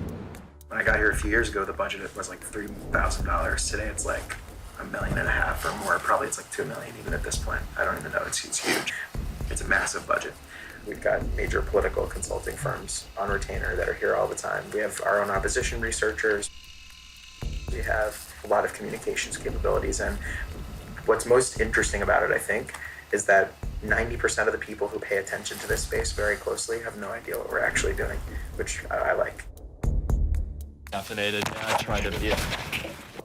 As he left his meeting at the ICC, Tony reflected on the way Jacob Boehme had reacted to his questions about Canary Mission. We do it securely and anonymously, and that's the key. It sounds very similar to like a Canary Mission and that kind of thing. Is that, yeah. Are you guys like in touch with them at all, or is there any kind of, no? No, Canary Mission is totally anonymous. Yes. Yeah, it's hard to figure out who's behind it. Canary Mission is highly, highly effective to the extent that we monitor the Students for Justice in Palestine and their allies. We're doing it back. I mean, not we, but this is an anonymous group. We don't know who's behind it. I would ask where they get their money from, because ultimately that tells you where the control is. In part 2, we reveal for the first time who set up and finances Canary Mission. He called a group of us to ask us what we thought. I told him actually I thought it was a bad idea, but he did it anyway. And how the pro-Israel lobby uses smears to try to change American law. Investigate us for what? For doing nothing wrong?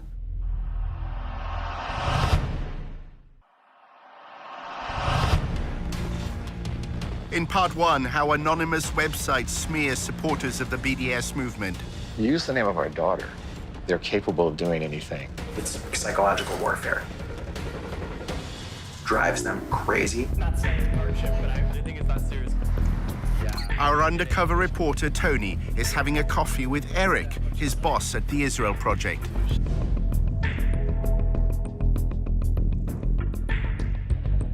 Tony wanted to find out more about Canary Mission. There's a guy named Adam Milstein who you might want to meet. He's a convicted felon. That's a bad way to describe it. He's a real estate mogul.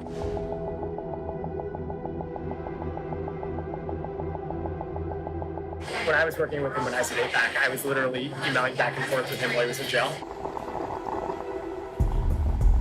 But he's loaded. I mean, he's close to $500 million. Adam Milstein has become a central figure in the lobby. His foundation funds numerous pro-Israel organizations. He also sits on the boards of AIPAC's National Council, the Israel on Campus Coalition, and Stand With Us. Our reporter filmed him alongside Jacob Boehm from the Israel on Campus Coalition at the Stand With Us conference in Los Angeles.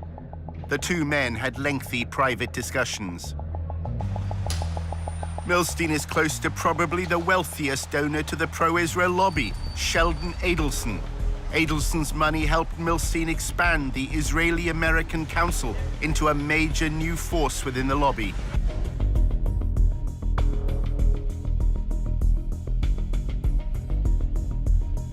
Adelson arrived at the 2016 IAC conference with Rudy Giuliani, now an advisor to President Trump. An IAC video from the conference shows Milstein and Adelson discussing their partnership. You said you see the vision and you tell us, go and do it. And we took your orders and we made it happen. And we took your money. There's somebody else around that can give you $50 million? No, there's no... Sheldon. Eric is wary of Adelson's relationship with the U.S. president. He's really impulsive. If he gets a call from, Donald Trump, comes to get all the pro-Israel organizations to start helping us. He starts twisting their arms and putting pressure on them. Like, I give you $1 million. You better start putting out TV ads. And you're like, what the f***? That's not our goal. It's not our mission. Tony attended the Israeli-American Council's annual conference. At a party, he spotted the IAC's chairman, Adam Milstein. It's very important that we're proud Jews. We're not, I was born Jews, but I'm really not Jew, and I'm not sure we're proud Jew. We're proud about our history. We have strong connection to the land of Israel. So this Israeli identity is now all over the world. I'm Tony. I'm in the Israel Project with Eric Gallagher.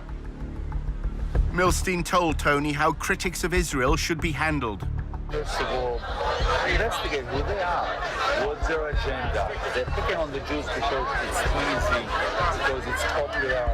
We need to expose what they really are. And we need to expose the fact that they're anti-everything we believe in. And we need to put them on the run. Right now, they can do whatever they like, terrorize us, and we are... How do we put them on the run, though? Doing it by exposing who they are, what they are, the fact that they're racist, the fact that they're bigoted, that they're anti-democracy. Do you think there's a good role to just naming them as anti-Semites? Not just anti-Semites, it's too simple. We need to present them for what they really are. They're anti-freedom, they're anti-Christian, they're anti-democracy. That's what we need to do. Numerous groups from the pro-Israel lobby were attending the conference. An Israeli official gave them a message to pass on to BDS supporters in America. Everybody out there who has to do anything with BDS should ask himself twice, do I want to be on this side or do I want to be on the other side? If I'm submitting to BDS, what would be the effect?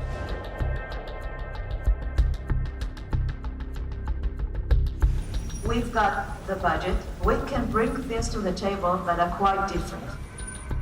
In episode 1 of The Lobby USA, Tony discovered that the Israeli government has launched a covert campaign to gather information on American citizens. We have 3 different sub-campaigns: data gathering, working on activist organization, money trail.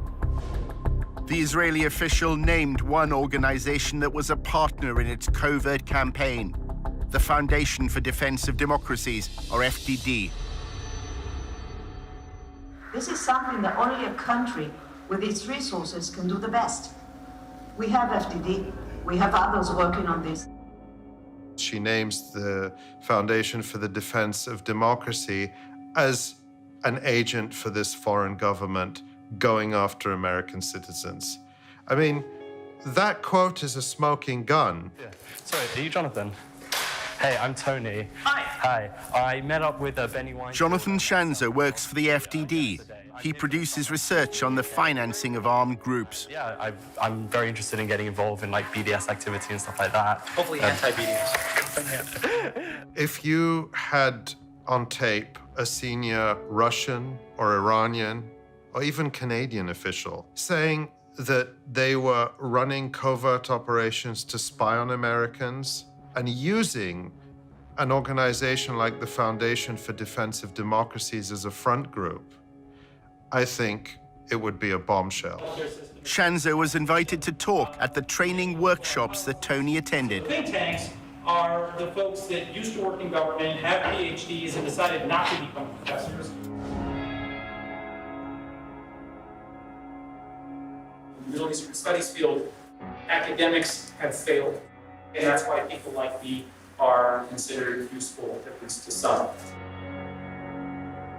To call it the Foundation for the Defense of Democracies is a misnomer. It's the Foundation for the Defense of Israel. When you strip away all the layers of the onion and you look at what you really have, what you have is a foundation that is dedicated to one goal, and that is defending Israel at every turn. The FDD's mission has been to associate students who support BDS through links to charities and pressure groups, ultimately to Hamas, which governs the besieged territory of Gaza. We found out that there was a coordinator who was being paid to make sure that the activists from a certain group called SJP, Students for Justice in Palestine, who was working with all the different SJP chapters around the country to make sure that they all have the same message. So we said, wait a minute, who are these people? That kind of sounds like a little bit like a network. We took a little bit of a deeper dive. We found out that there was one organization that was in fact the mothership. Shanzer's mothership is a group called American Muslims for Palestine. Here's the remarkable thing, is that this organization has employees that used to work for Hamas charities here in the United States. Many employees, as a matter of fact, that used to work for the Holy Land Foundation. Does that name ring a bell to anyone?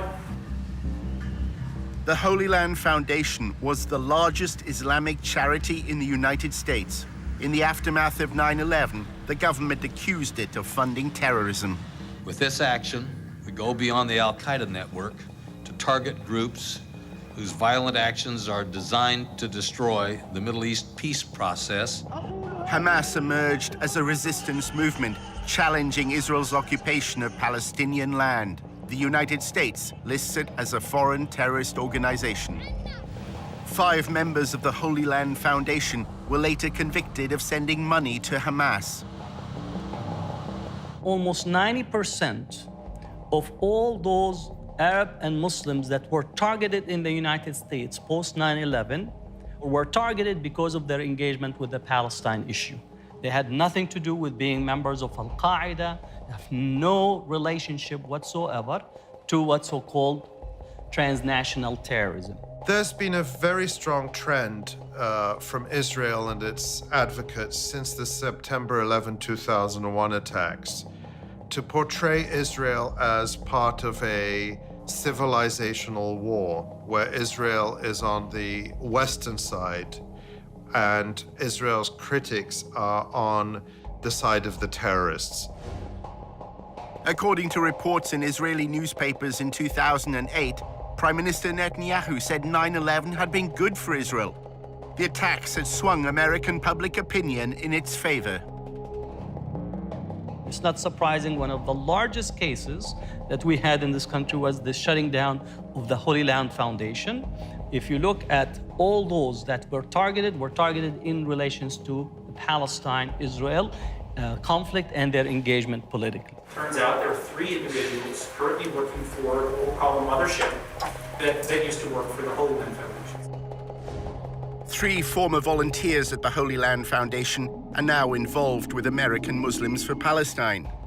None of these individuals has been accused of any wrongdoing in the United States. So I'm thinking, okay, terror financiers. I used to do this for a living. I used to work for the Treasury Department tracking terrorist money. I know these guys.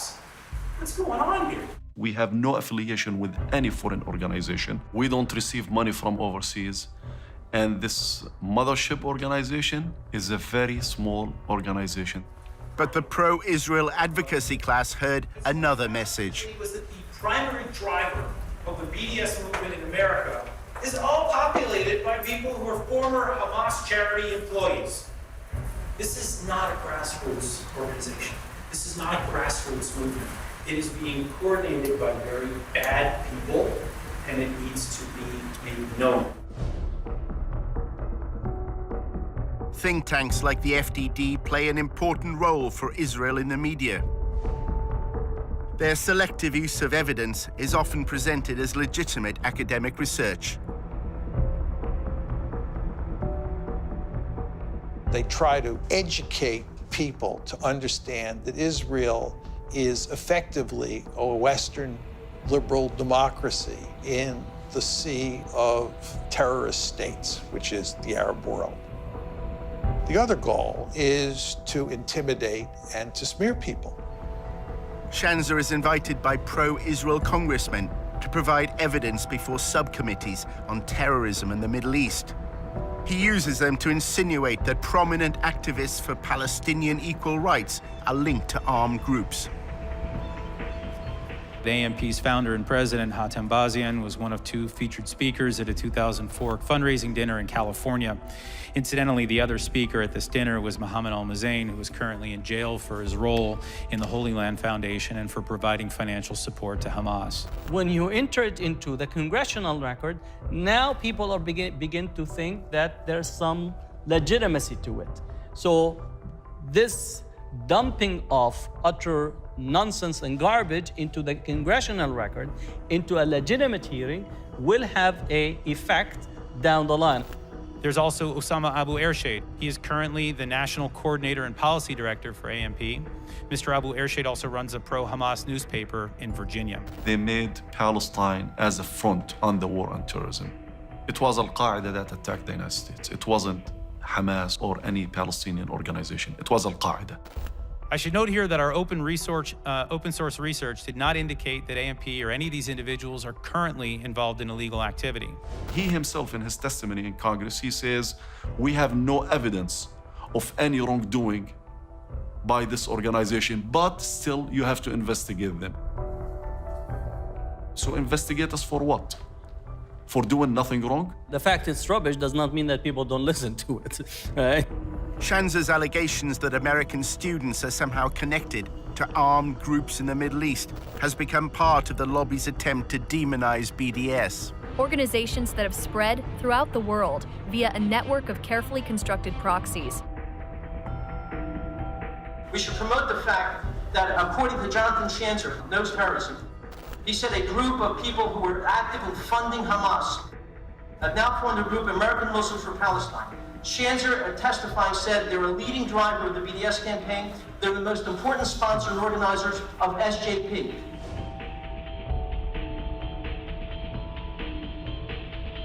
We have to make it clear in every way possible that they are being funded and trained by vicious lovers of Hamas. Hello there. Hi, hi. Hi everyone, how's it going? Tony spoke again to his contacts at the Allgemeine newspaper. They want him to go undercover at a rally supporting BDS. They want Tony to find a connection between the activists he's supposed to spy on and the Holy Land Foundation. There's a long history of crimes affiliated with the BDS movement that have been judged as such by US courts. For example, the Holy Land Foundation. Are these people still active and present within the movement? Who seems to be the people running the show here? Is there any acknowledgement of any sponsors? This is an incestual business. You know, they're all interconnected. This is not me just spouting off because I'm paranoid. There have been actual cases, like the Holy Land case that happened a few years ago. A lot of these guys had worked with those people, and they themselves have not yet been indicted, but they're all interconnected. Part of the reason why that is so crucial is because when you're making lines from one organization to the other, eventually you make a line to Hamas, to Hezbollah, to Iran. Sounds good. Well, we're grateful to have you. Let's see how it goes. While he considered his undercover mission for the Allgemeine, Tony set up a meeting with Jonathan Schanzer. It was at the office of the Foundation for Defense of Democracies. Hey, how are you? I'm good. Good to see you. You too. At their earlier meeting, Schanzer had stressed the importance of links that connected students who support BDS to the Holy Land Foundation and then Hamas. Now he was more downbeat. The lobby is apparently failing in its attempts to discredit the movement. BDS has taken everybody's surprise. It's come up, behind everyone's back and bit them on the ass. Yeah, that's a complete mess. I can tell you that I don't think anybody's doing a good job. We're not even doing a good job. We did some good research, but we haven't figured out how to do anything with it. Schanzer is unhappy that his alleged links between Students for Justice in Palestine and Hamas have not been publicized more widely. The stuff that I shared with your group, our hope was to really, make this something that people could sink their teeth into, but no one has turned it into, no one's weaponized it, is probably the best way of describing it. The slurs the lobby once relied on are no longer working. Personally, I think anti-Semitism as a smear is not what it used to be. Schanzer's now trying to link BDS to a small Palestinian faction that once was involved in militancy, the Popular Front for the Liberation of Palestine. So you got Hamas on one hand, you got PFLP on the other. Sooner or later, this stuff will come to light. What have you found so far? We'll come out with something when I've got enough. We found indications that there could be some research to produce. Their strategy is to fill the pipeline of as much research and information that creates what I consider to be is the civil society assassination of Arab Muslim Palestinians in such a way that they will not have an entry into the debate. Schanzer claims he's found yet another means of discrediting the BDS movement, this time connecting it to the Muslim Brotherhood. The problem is the Muslim Brotherhood's not an illegal organization in the United States. So you can say that that's bad, but if there's no legal link, there's no, there's no law enforcement angle on any level, then it becomes really hard to win. The Muslim Brotherhood is a loose international movement which endorses the political expression of Islamic values. Congress is now considering designating it as a terrorist organization. They are moving right now with a bill to try to ban the Muslim Brotherhood movement.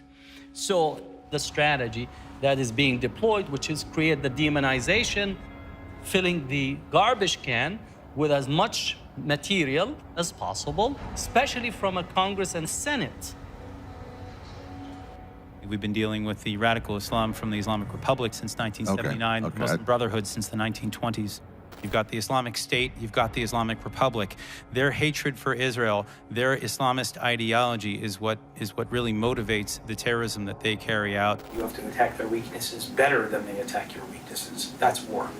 Why they're doing this? Why they're going after our organizations? It's always connected to the issue of Palestine.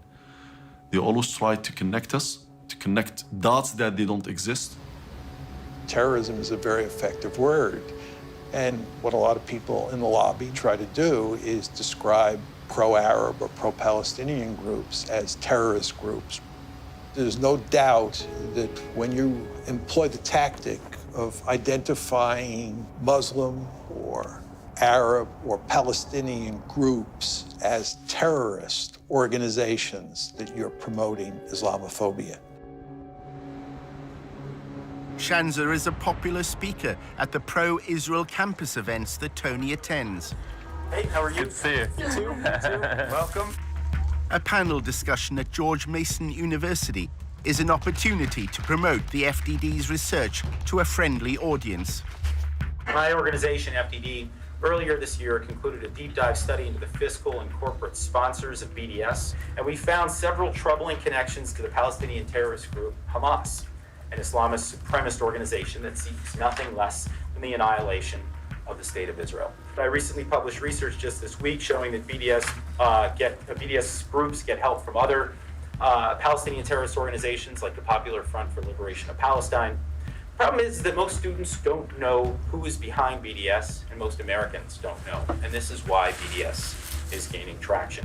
AMP is the de facto national leadership of Students for Justice in Palestine.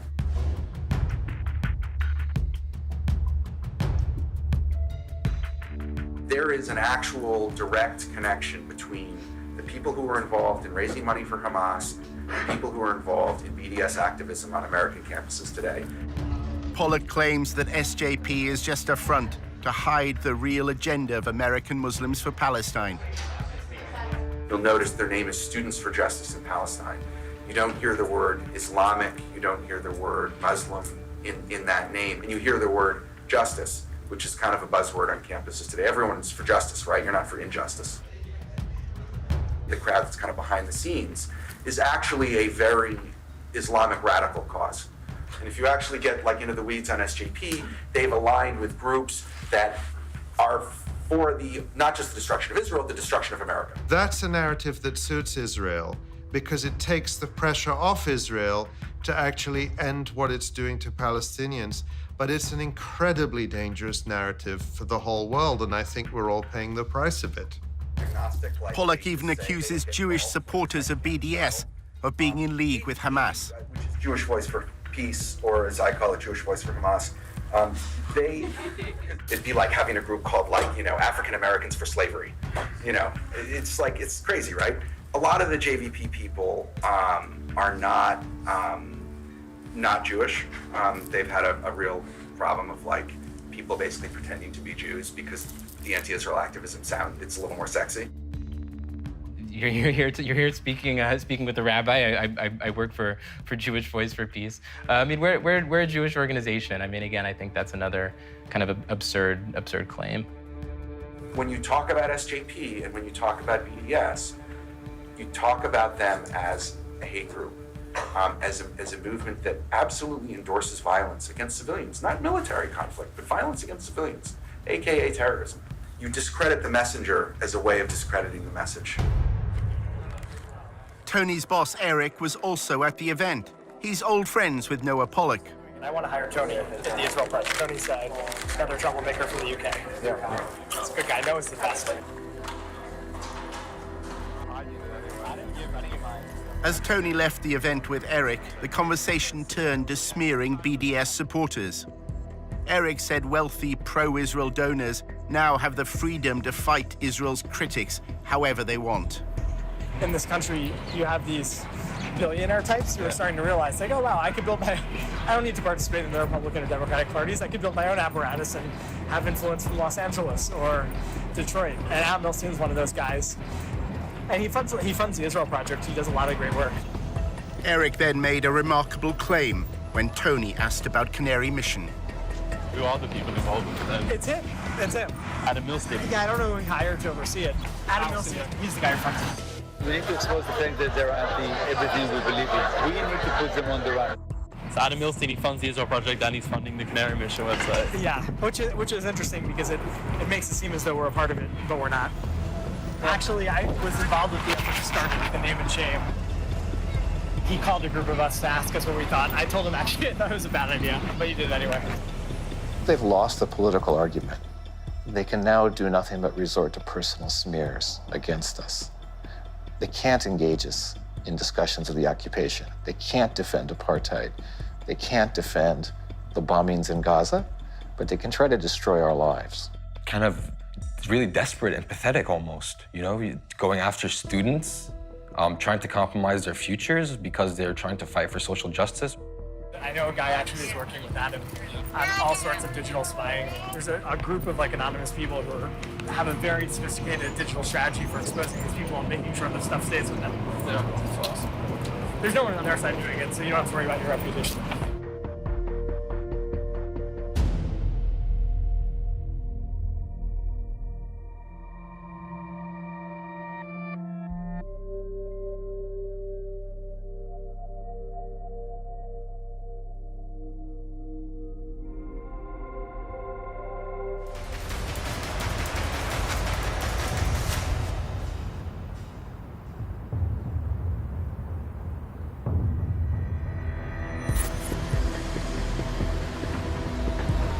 Our undercover reporter was attending a dinner at the annual conference of the Israeli-American Council in Washington. He met an American involved in the Israeli government's anti-BDS campaign. In my job, I get to work with every major news network, and don't even do media. I do academic work. Every university president takes our calls, takes our meetings, works with us. There's a legitimate government organization. The discussion was dominated by the boycott, divestment, and sanctions movement. So many organizations focus on BDS, but for the most part, when it comes to BDS, we're very behind the scenes. I'm meeting with university presidents, faculty, and students, but what they're doing is building relationships with local politicians, making sure that politicians know to turn to them when Israel-sensitive things come to the table. The three-day conference brings together the constellation of pro-Israel lobby groups in the US. On the surface, things seem to be looking good for Israel. Israel's booming. It's the startup nation. More venture capital is going into Israel today than at any other time in history. So why don't we just calm down, realize that BDS is worthless, it's losing, and ignore it.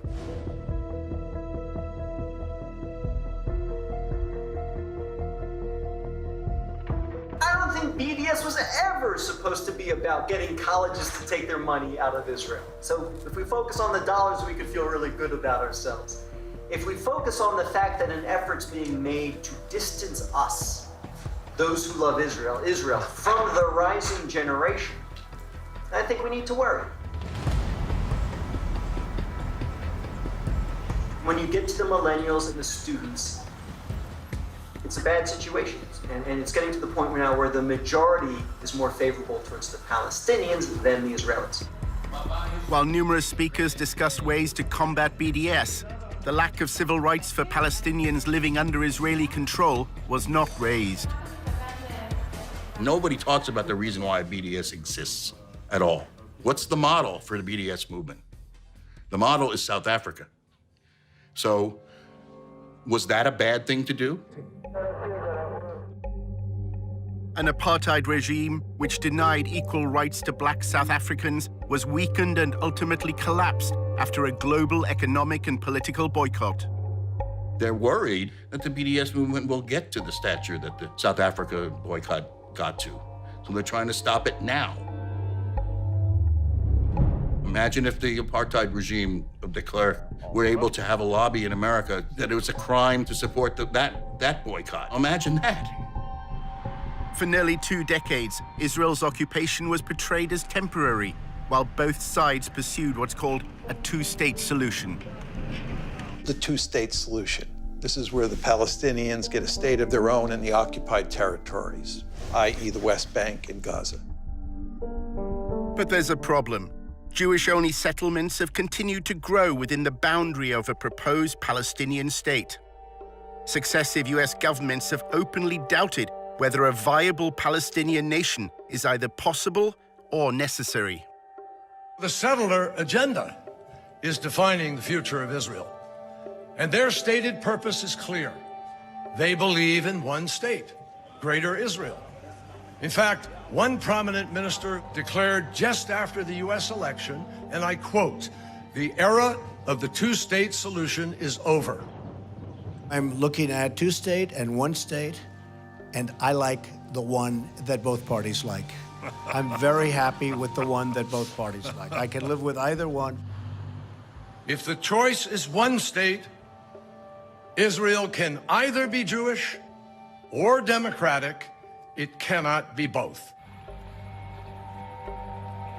More and more people are beginning to buy into the argument that Israel is turning itself into an apartheid state. It used to be the case that the word apartheid was never used with Israel. In order to discredit the apartheid label, the lobby has launched a campaign to try to co-opt black South Africans. Black South Africans who were apartheid activists, who were brought to Israel, saw the reality, came home angry at BDS. They felt lied to. They felt that someone had tried to steal their narrative.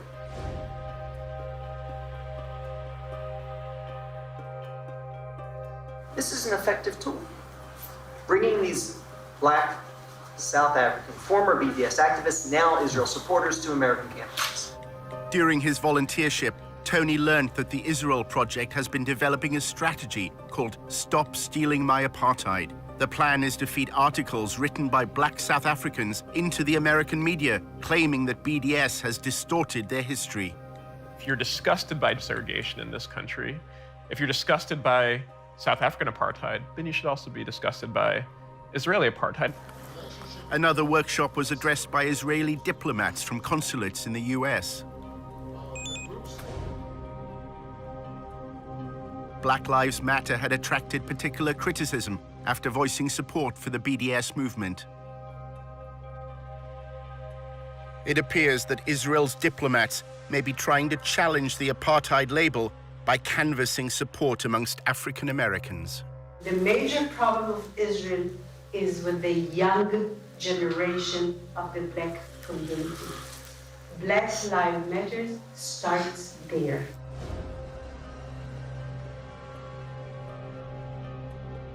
I had last week a dinner, sit-down dinner at my house for 40 people, which are considered the leadership of the black community, and very important people.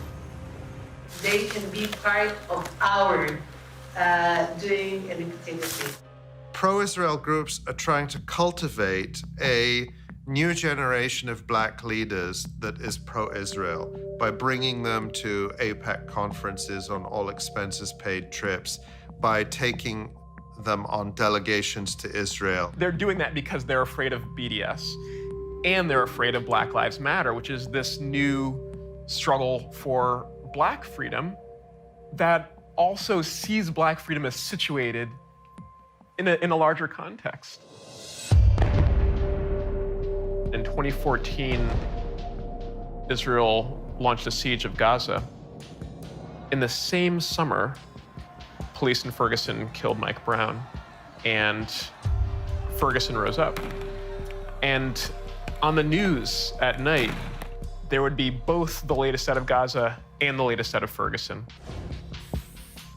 There was solidarity that was expressed online with the Ferguson uprising. There were Palestinians who took to Twitter to cheer on the rebels of Ferguson and explain how to deal with tear gas.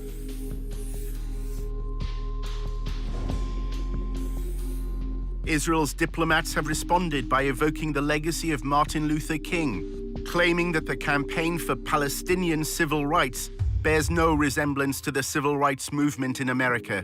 Dr. Clarence B. Jones, who wrote the draft speech for Martin Luther King, I Have a Dream. He was his lawyer, he was his close friend. He's somebody that I reached out to. He became a very close and personal friend.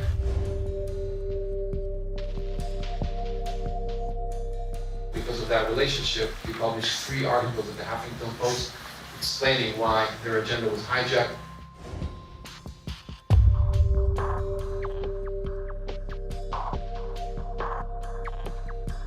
Martin Luther King will turn in his grave if he saw the anti-Israel tendencies or policies that are starting to emerge within Black Lives Matter. There's something on one hand laughable about it, but there's something also really insidious about this. You're using the credibility of a freedom struggle to try to oppose another freedom struggle. And I think that's appalling.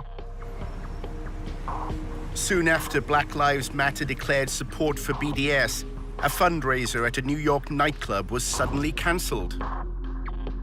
The venue's management said it didn't approve of the movement's stance on Israel. Tony was told by his boss, Eric, that the Israel Project was behind the decision. I don't know if you saw, but this club, ditched a Black Lives Matter event.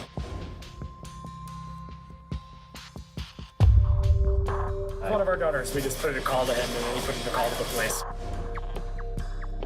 Wow, to shut down this Black Lives Matter event. I think it's really appalling that a system in Israel has devised incredible and comprehensive ways to have a violent regime against Palestinians, that they would also invest resources into making sure to shore up support for that oppression here. One evening at the IAC conference, Tony met a prominent activist. He's associated with the hardline trend in the pro-Israel lobby. Noah Pollock argues that tough tactics are needed to counter the apartheid label.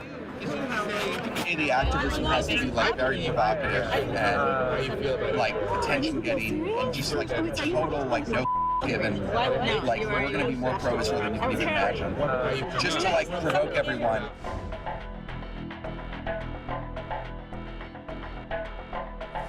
Pollock believes the American public, unlike those in Britain, will accept his gloves-off strategy. The majority of Americans are pro-Israel. Whereas if you take the poll of Israel in the UK, it's just pure hatred of Israel. Your country, basically let half of Pakistan move in. So you have a different problem than we do here. Tony was told of a demonstration that Noah Pollock was organizing. A bus took protesters to an event organized by the pro-BDS movement, Students for Justice in Palestine. Hey man, I'm Tony. Marshall. Nice to meet you.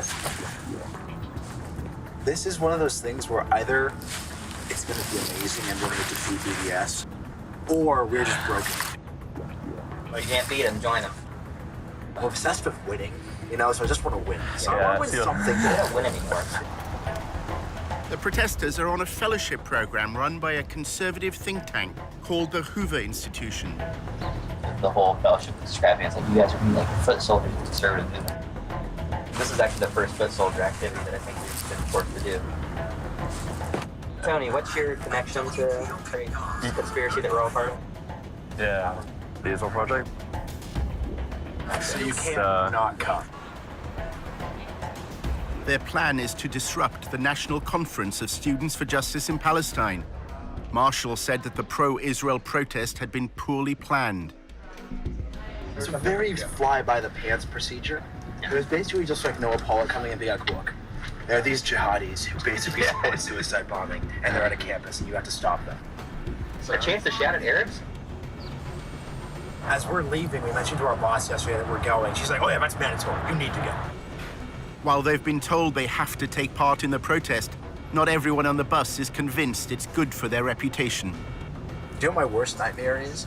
I'm actually not kidding. It's a photo of Dion and I together, and we're just clearly identifiable. And they're like, "Oh, who are these traitors who sold out to the Jewish conspiracy for money?"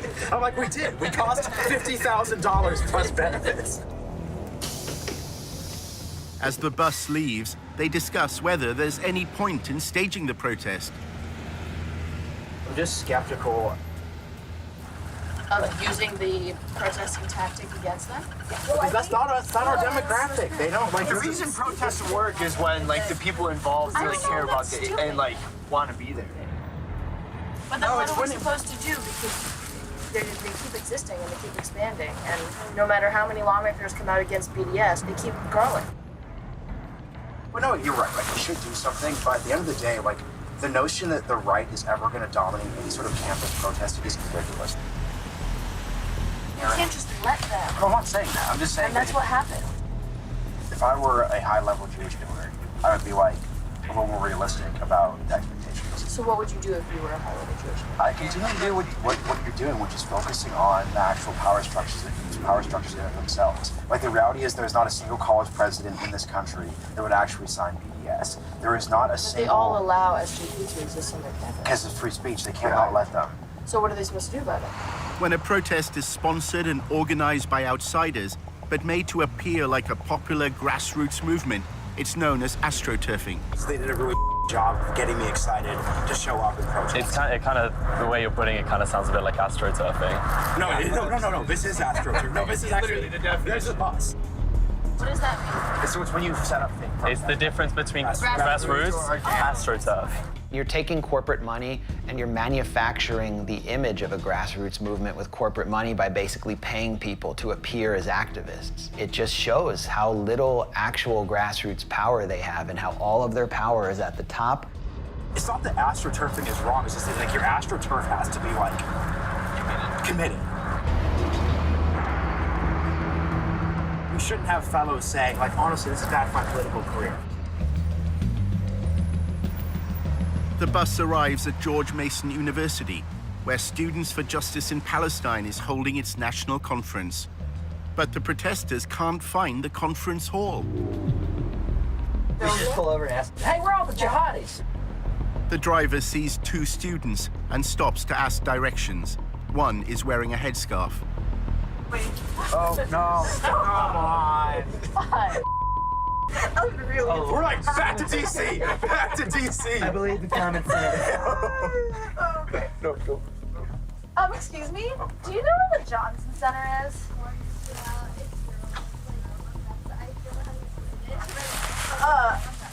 Okay, just back down this. Okay, thank you. That was problematic. So this is off to a good start.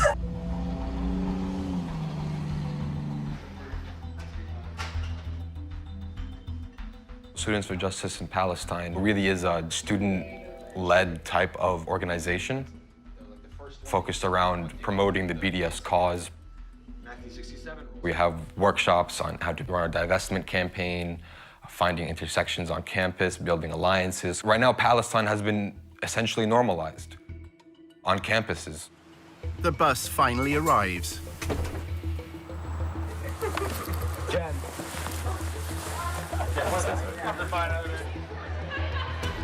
Noah Pollock's protest is not a student event. To avoid breaking university regulations, he's arranged a legal briefing. The SJP conference is on the 3rd floor, and we're going to go up and in a respectful and quiet way protest them. Yael is a legal expert and is going to talk a little bit about that. We are here, of course, as guests of the university. So we don't want to be accused of disrupting a school-sponsored activity.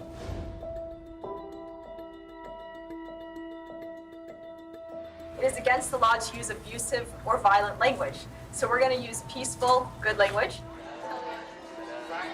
If we see that they're doing anything that is bad behavior, don't engage, remain calm.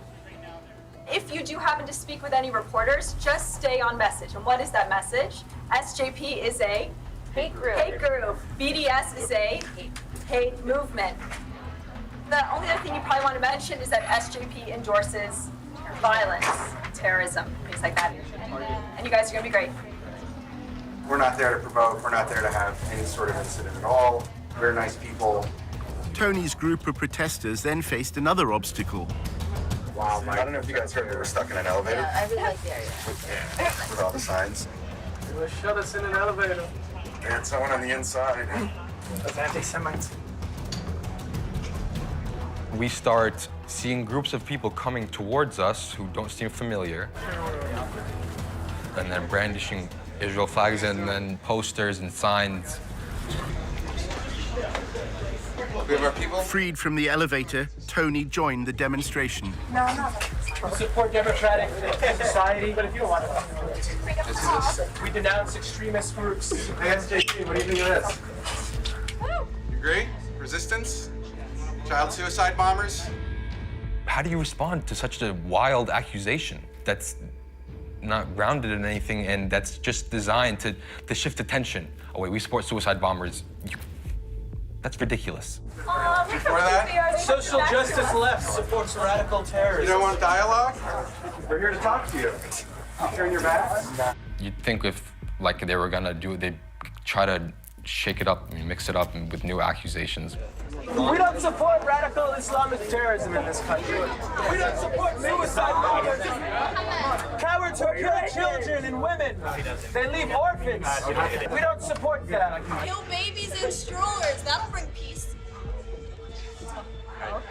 Yeah, Palestinian terrorists all over Israel. That would be it.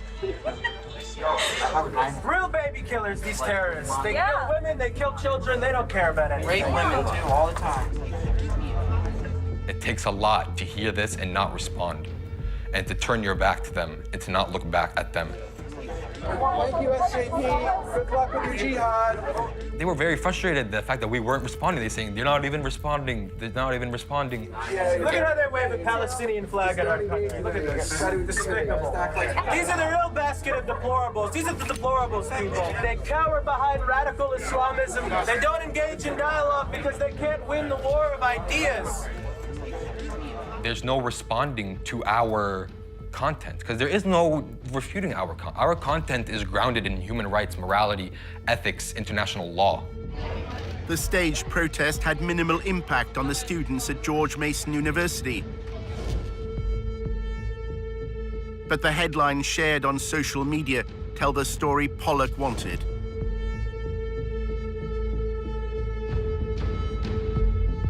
Yeah, let's head back to headquarters for debriefing and cocktails. In part 2, a looming crisis for the lobby.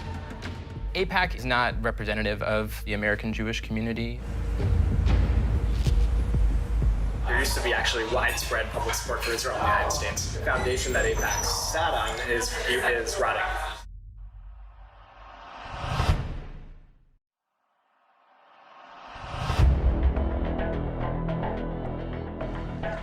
In part 1, how support for Israel is falling amongst the young. It's a bad situation. The majority is more favorable towards the Palestinians than the Israelis. Child suicide bombers? And the lobby's support on campus isn't always what it seems. Or are these like traitors who sold out to the Jewish conspiracy for money? I'm like, we did. We cost $50,000 plus benefits.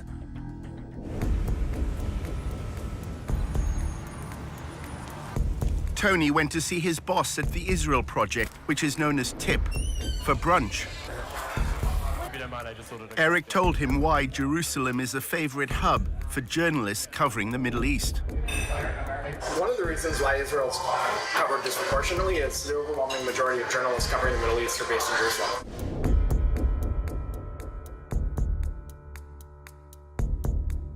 Jerusalem is a place where, after your 4 o'clock deadline, you can get drunk at a bar and meet people. TIP is laying the groundwork in the media for a future war between Israel and Hezbollah. We're preparing for the worst case scenario.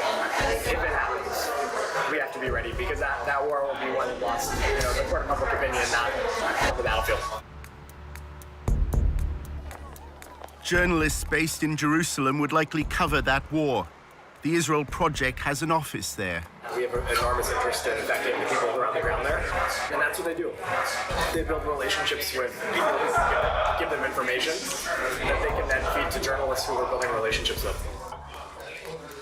And so Lure is a staff of about like 20 people.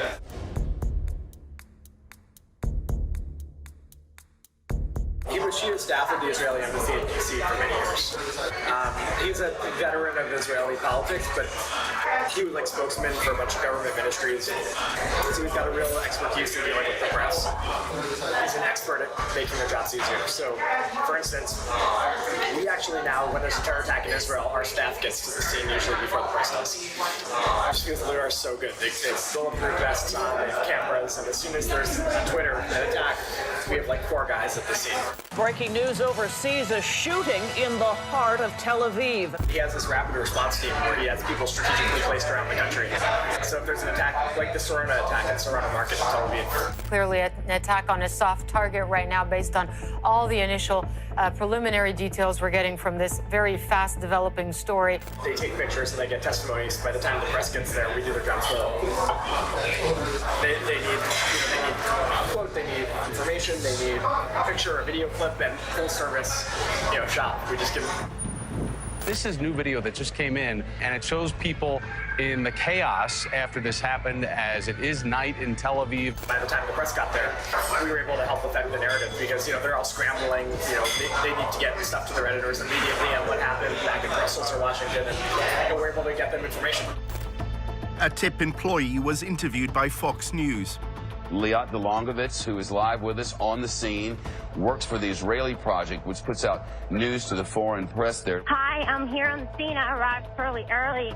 They use children to protect. The former CNN correspondent, Jim Clancy, first reported on the Middle East in the early 1980s. Those boundaries. When TIP begins interacting with journalists and suggesting the lines and suggesting the interviews, then it's not journalism anymore, it's just propaganda. Liat Delongovitz, who is on scene, again, works for the Israel Project, which works to put news out to the foreign press. During his volunteership at the Israel Project, Tony saw a letter to a donor explaining how TIP had assisted a journalist from CNN. TIP took Will Ripley on a helicopter tour, which seemingly impressed the reporter. Once you arrive in Israel, they come up with a series of things. They know you're in town. They have your number. You get the helicopter tour. That's fun. You get some video that you can use in your reporting. And then they sponsor trips like this one with special access to people that they know, and they can set it up. I visited the Israeli side of the border with Gaza and can tell you the tension there is palpable. Hamas leaders have stated that they are aggressively expanding their underground labyrinth of tunnels. This won't help. The safe room won't protect you from a tunnel attack. Not from that. It's a very compelling report, but it's based on an absolute lie. And there are even reports from some residents they are hearing digging underground. The premise of the report is that Palestinians are digging tunnels in order to come up into the bedrooms of Israeli children and to kidnap them or kill them or terrorize them. The document Tony saw claimed the TIP's influence created one of the fairest reports on Israel shown recently on a major broadcaster. For those living close to Gaza, it seems only a matter of time before it happens again. It keeps me awake at night. There isn't one recorded case of these tunnels being used to attack Israeli civilians. The report was presented solely from one side. The Israel Defense Forces say the average Hamas tunnel is 3 kilometers, nearly 2 miles, costing millions of dollars and tons of valuable concrete, resources badly needed by the long-suffering people of Gaza to rebuild their cities. TIP fully knows that if you're the journalist in Gaza who's doing a report with Hamas sources, your office is damn well going to require that you put in an Israeli voice to counter some of the things that are said there. They well know that if you are on the Israeli side doing a report with mostly Israeli sources, that same pressure will not be applied. You will be allowed to go ahead without trying to get the other side of the story. Why is that? That's because TIP is powerful, and they're going to hold journalists to account. Dedicated to changing people's minds. TIP's promotional video explains its role. We don't attack the media. We become a trusted partner and resource, bringing integrity and facts to the coverage. After an exchange of tweets concerning the Charlie Hebdo attacks in 2015, Clancy left CNN.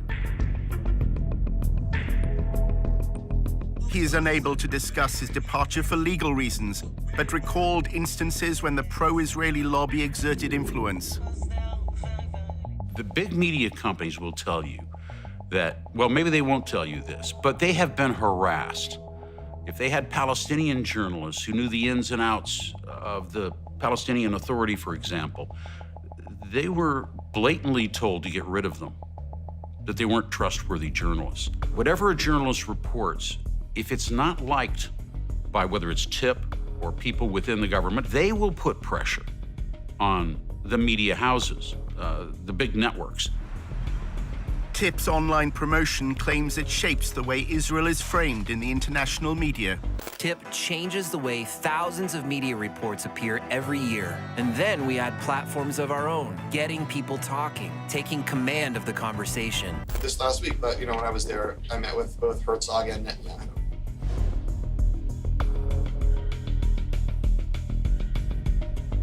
We exist to kind of articulate the reasons that the notion of a Jewish state is a good thing for us as Americans, and it's a good thing for Jews, and a good thing for Israel, and a good thing for the West, and a good thing for everybody.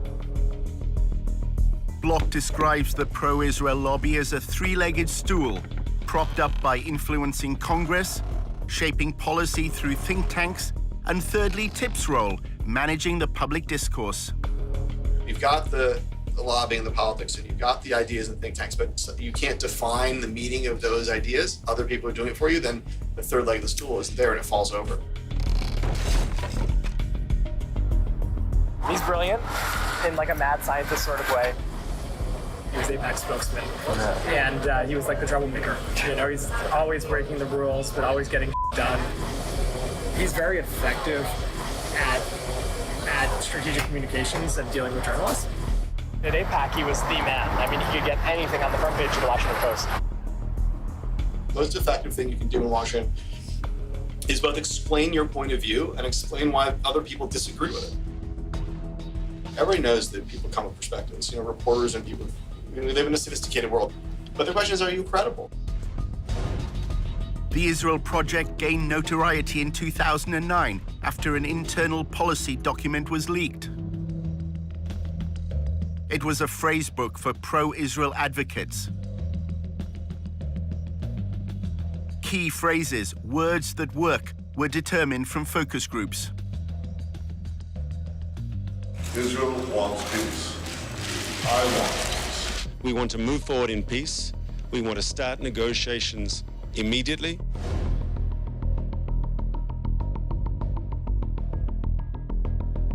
The Israeli Defense Forces acted against the launching of rockets by terrorists. They are shooting at our children, at our mothers, at our civilians. What for?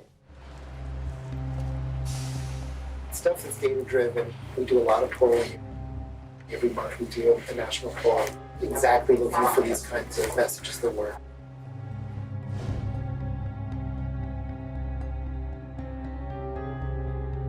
We know that people reproduce mostly from significant ones. So the headlines are very, very carefully messaged.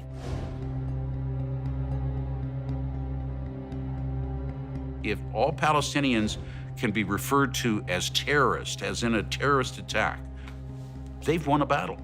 They've won a battle because that headline will be seen by probably 50 times more people than those who actually went into the article and read the details about it. We don't have any reporters, we just have three people who churn out carefully crafted headlines with article text that convinces you that the headline is true. They understand that it's just the 5-word headline or the 6-word headline that carries the message. The point is never to get to the real debate. Why is Iran so happy about the Iran nuclear deal? TIP's social media videos had apparently shifted public opinion on the Iran nuclear deal. The American public started out being in favor of the deal and is now against the deal. It was everything from viral videos, 10-second videos. You can send me the greatest article you want about the Iran deal, but I promise you that a 10-second video will get 1,000 times.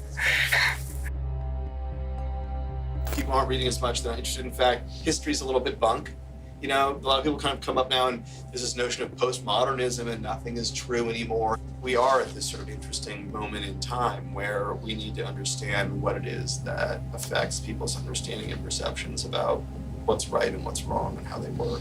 This visual stimulus and stuff. How are people learning things? During his volunteership, Tony read an annual report to TIP's board of directors. It lauded their social media coverage of the 2016 shooting at Sarona Market in Tel Aviv. It said TIP's video was the most watched online content about the attack. The video claimed to show Palestinians celebrating the killing of Israelis, something the mainstream media overlooked. But this was not true. This image was taken in Ramallah 2 years earlier.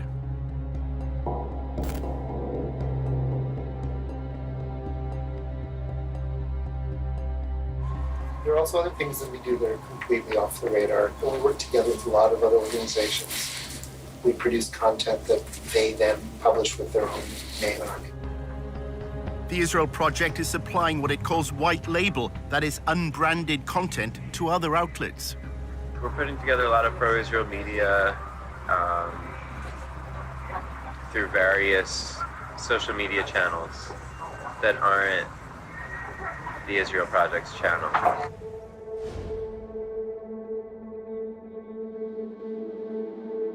So we have a lot of side projects that we're trying to influence the public debate with. So that's why it's a secretive thing, because we don't want people to know that these side projects are associated with the Israel Project. TIP runs a collection of Facebook communities that cover topics ranging from history and the environment to current affairs and feminism.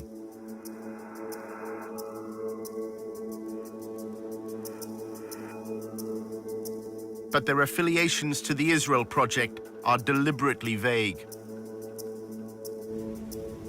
Why is it that they can't be connected to the Israel Project? I think it's because, like, we want to be people to view them as objectively as possible.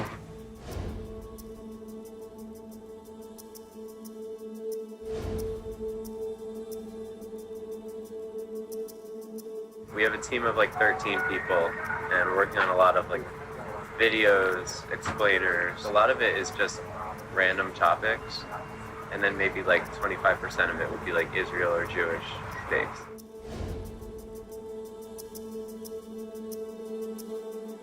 The Israel brand is increasingly toxic. So you can't sell Israel directly. You have to have sort of other hip stuff that's just very innocuous, fun, and then from time to time you're going to slip something about Israel in.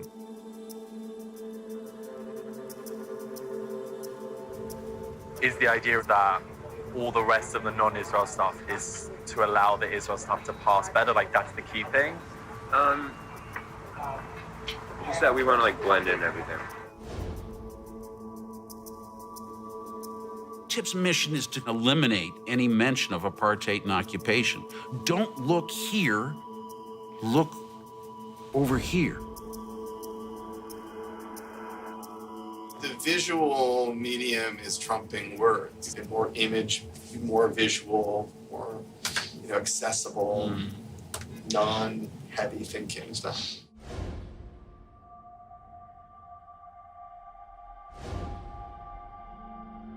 Kittens are easy to sell. Apartheid is a much harder product to get people to buy. More and more people will use the word apartheid when they talk about Israel. The end result is that the lobby has to work extremely hard today and will have to work even harder over time to defend Israel. And of course, in part, this means doing everything that can be done here in the United States and in the West more generally to discredit the BDS movement, because the BDS movement is so dangerous to Israel. Tony had gathered that the lobby's concern with BDS was not its economic impact, but a much wider threat to the power of the pro-Israel lobby. The specific potential of an immediate boycott, that's not a problem. It's What's a bigger problem is the Democratic Party, the Bernie Sanders people, bringing all these anti-Israel people, and the Democratic Party being pro-Israel is less of a bipartisan issue. And then, every time the White House changes, policies towards Israel change, and that becomes a dangerous thing for Israel. There is an actually important battle being fought on the campuses. For half a century, bipartisanship has been the cornerstone of AIPAC's success, as its website video explains. By some measures, Democrats and Republicans are more divided today than at any other time in the last 2 decades. But America's support for Israel transcends partisan politics. So when it comes to strengthening America's relationship with Israel, support must come from both sides of the aisle. That's where AIPAC comes in. What's begun to happen over the past decade is that support for Israel has begun to wither away in the Democratic Party. And in contrast, support for Israel in the Republican Party has begun to increase. And what you see is there is a substantial difference today in support for Israel in the two parties.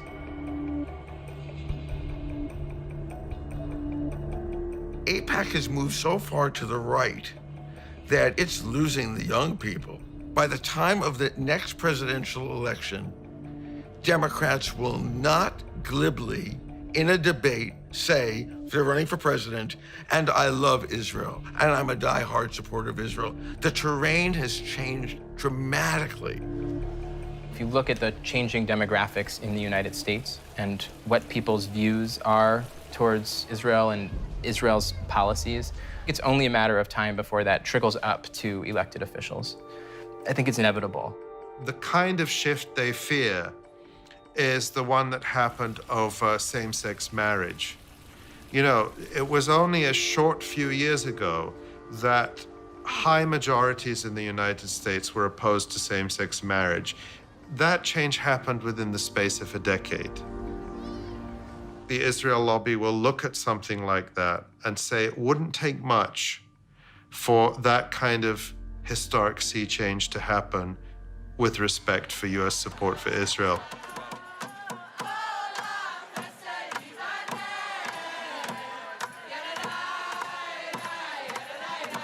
Outside AIPAC's 2017 annual conference, the first protesters were American Jews.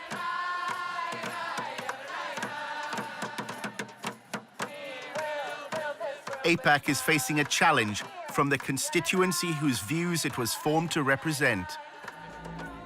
AIPAC does not represent the American Jewish community. A majority of American Jews are opposed to the policies of the State of Israel.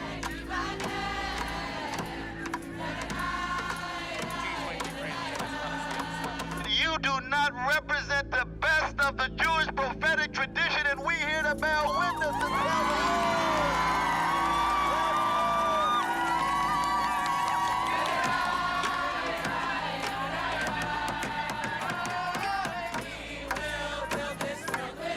One of the groups involved was Jewish Voice for Peace. The work that Jewish Voice for Peace does is grounded in Jewish tradition, the most basic Jewish and human values that every single person has inherent worth and dignity and should be treated with respect. We then see what's happening to Palestinians, the occupation, the displacement, the inequality, and say we need to end those things. Or that they must attend. You know, they're all crazy liberals. And as far as I'm concerned, American Jews had one job, which was to preserve Jewish identity from one generation to the next. They failed. So I don't think they have any place to be telling Israel what's what. And if they choose to stop giving money to Israel, Israel will find money elsewhere.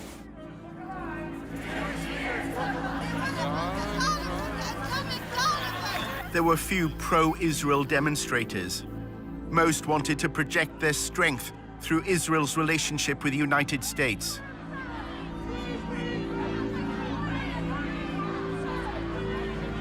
The Jewish Defense League, with its distinctive yellow insignias, was a small but threatening presence. Its members later attacked a Palestinian-American man.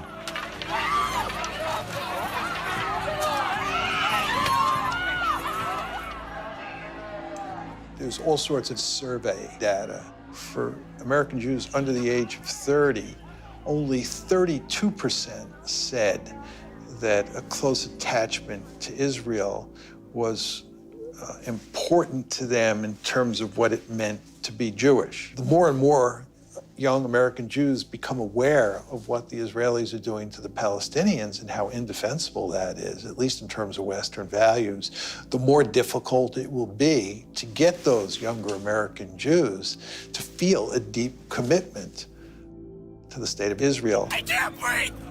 I can't go! American Jews are even taking their protest to Jerusalem.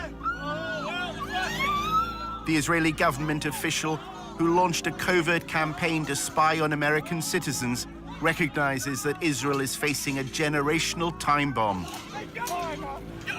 אנחנו היום, לא רק שאיבדנו את הדור השני של היהודים, שזה דור המילניום של היהודים, אני שומעת את זה מההורים שלהם שבאים להיפגש איתי ומסבירים לי כמה קשה להם בארוחות שישי מול הילדים שלהם.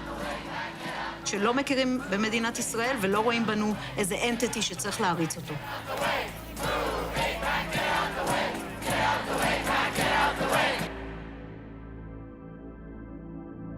During Tony's volunteership at TIP, his supervisor, Eric, said he's looking to a future when the pro-Israel lobby will be unable to rely on AIPAC's influence in Congress. He said they faced a major challenge and a big bowling ball was being hurled towards them. They needed to get on the bowling ball and start dancing.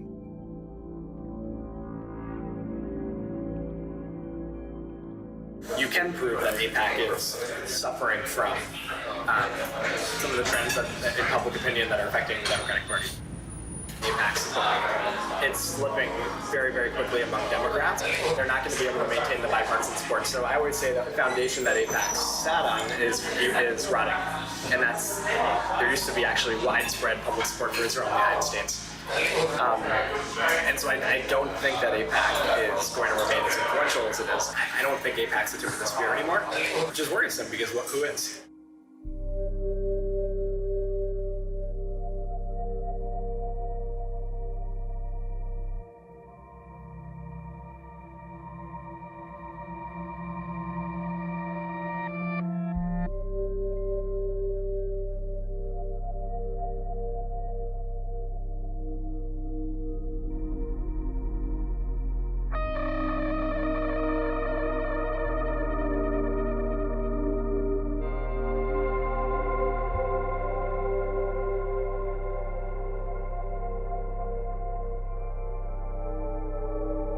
Just know I have total faith in you. I hope it's not the last time we work together.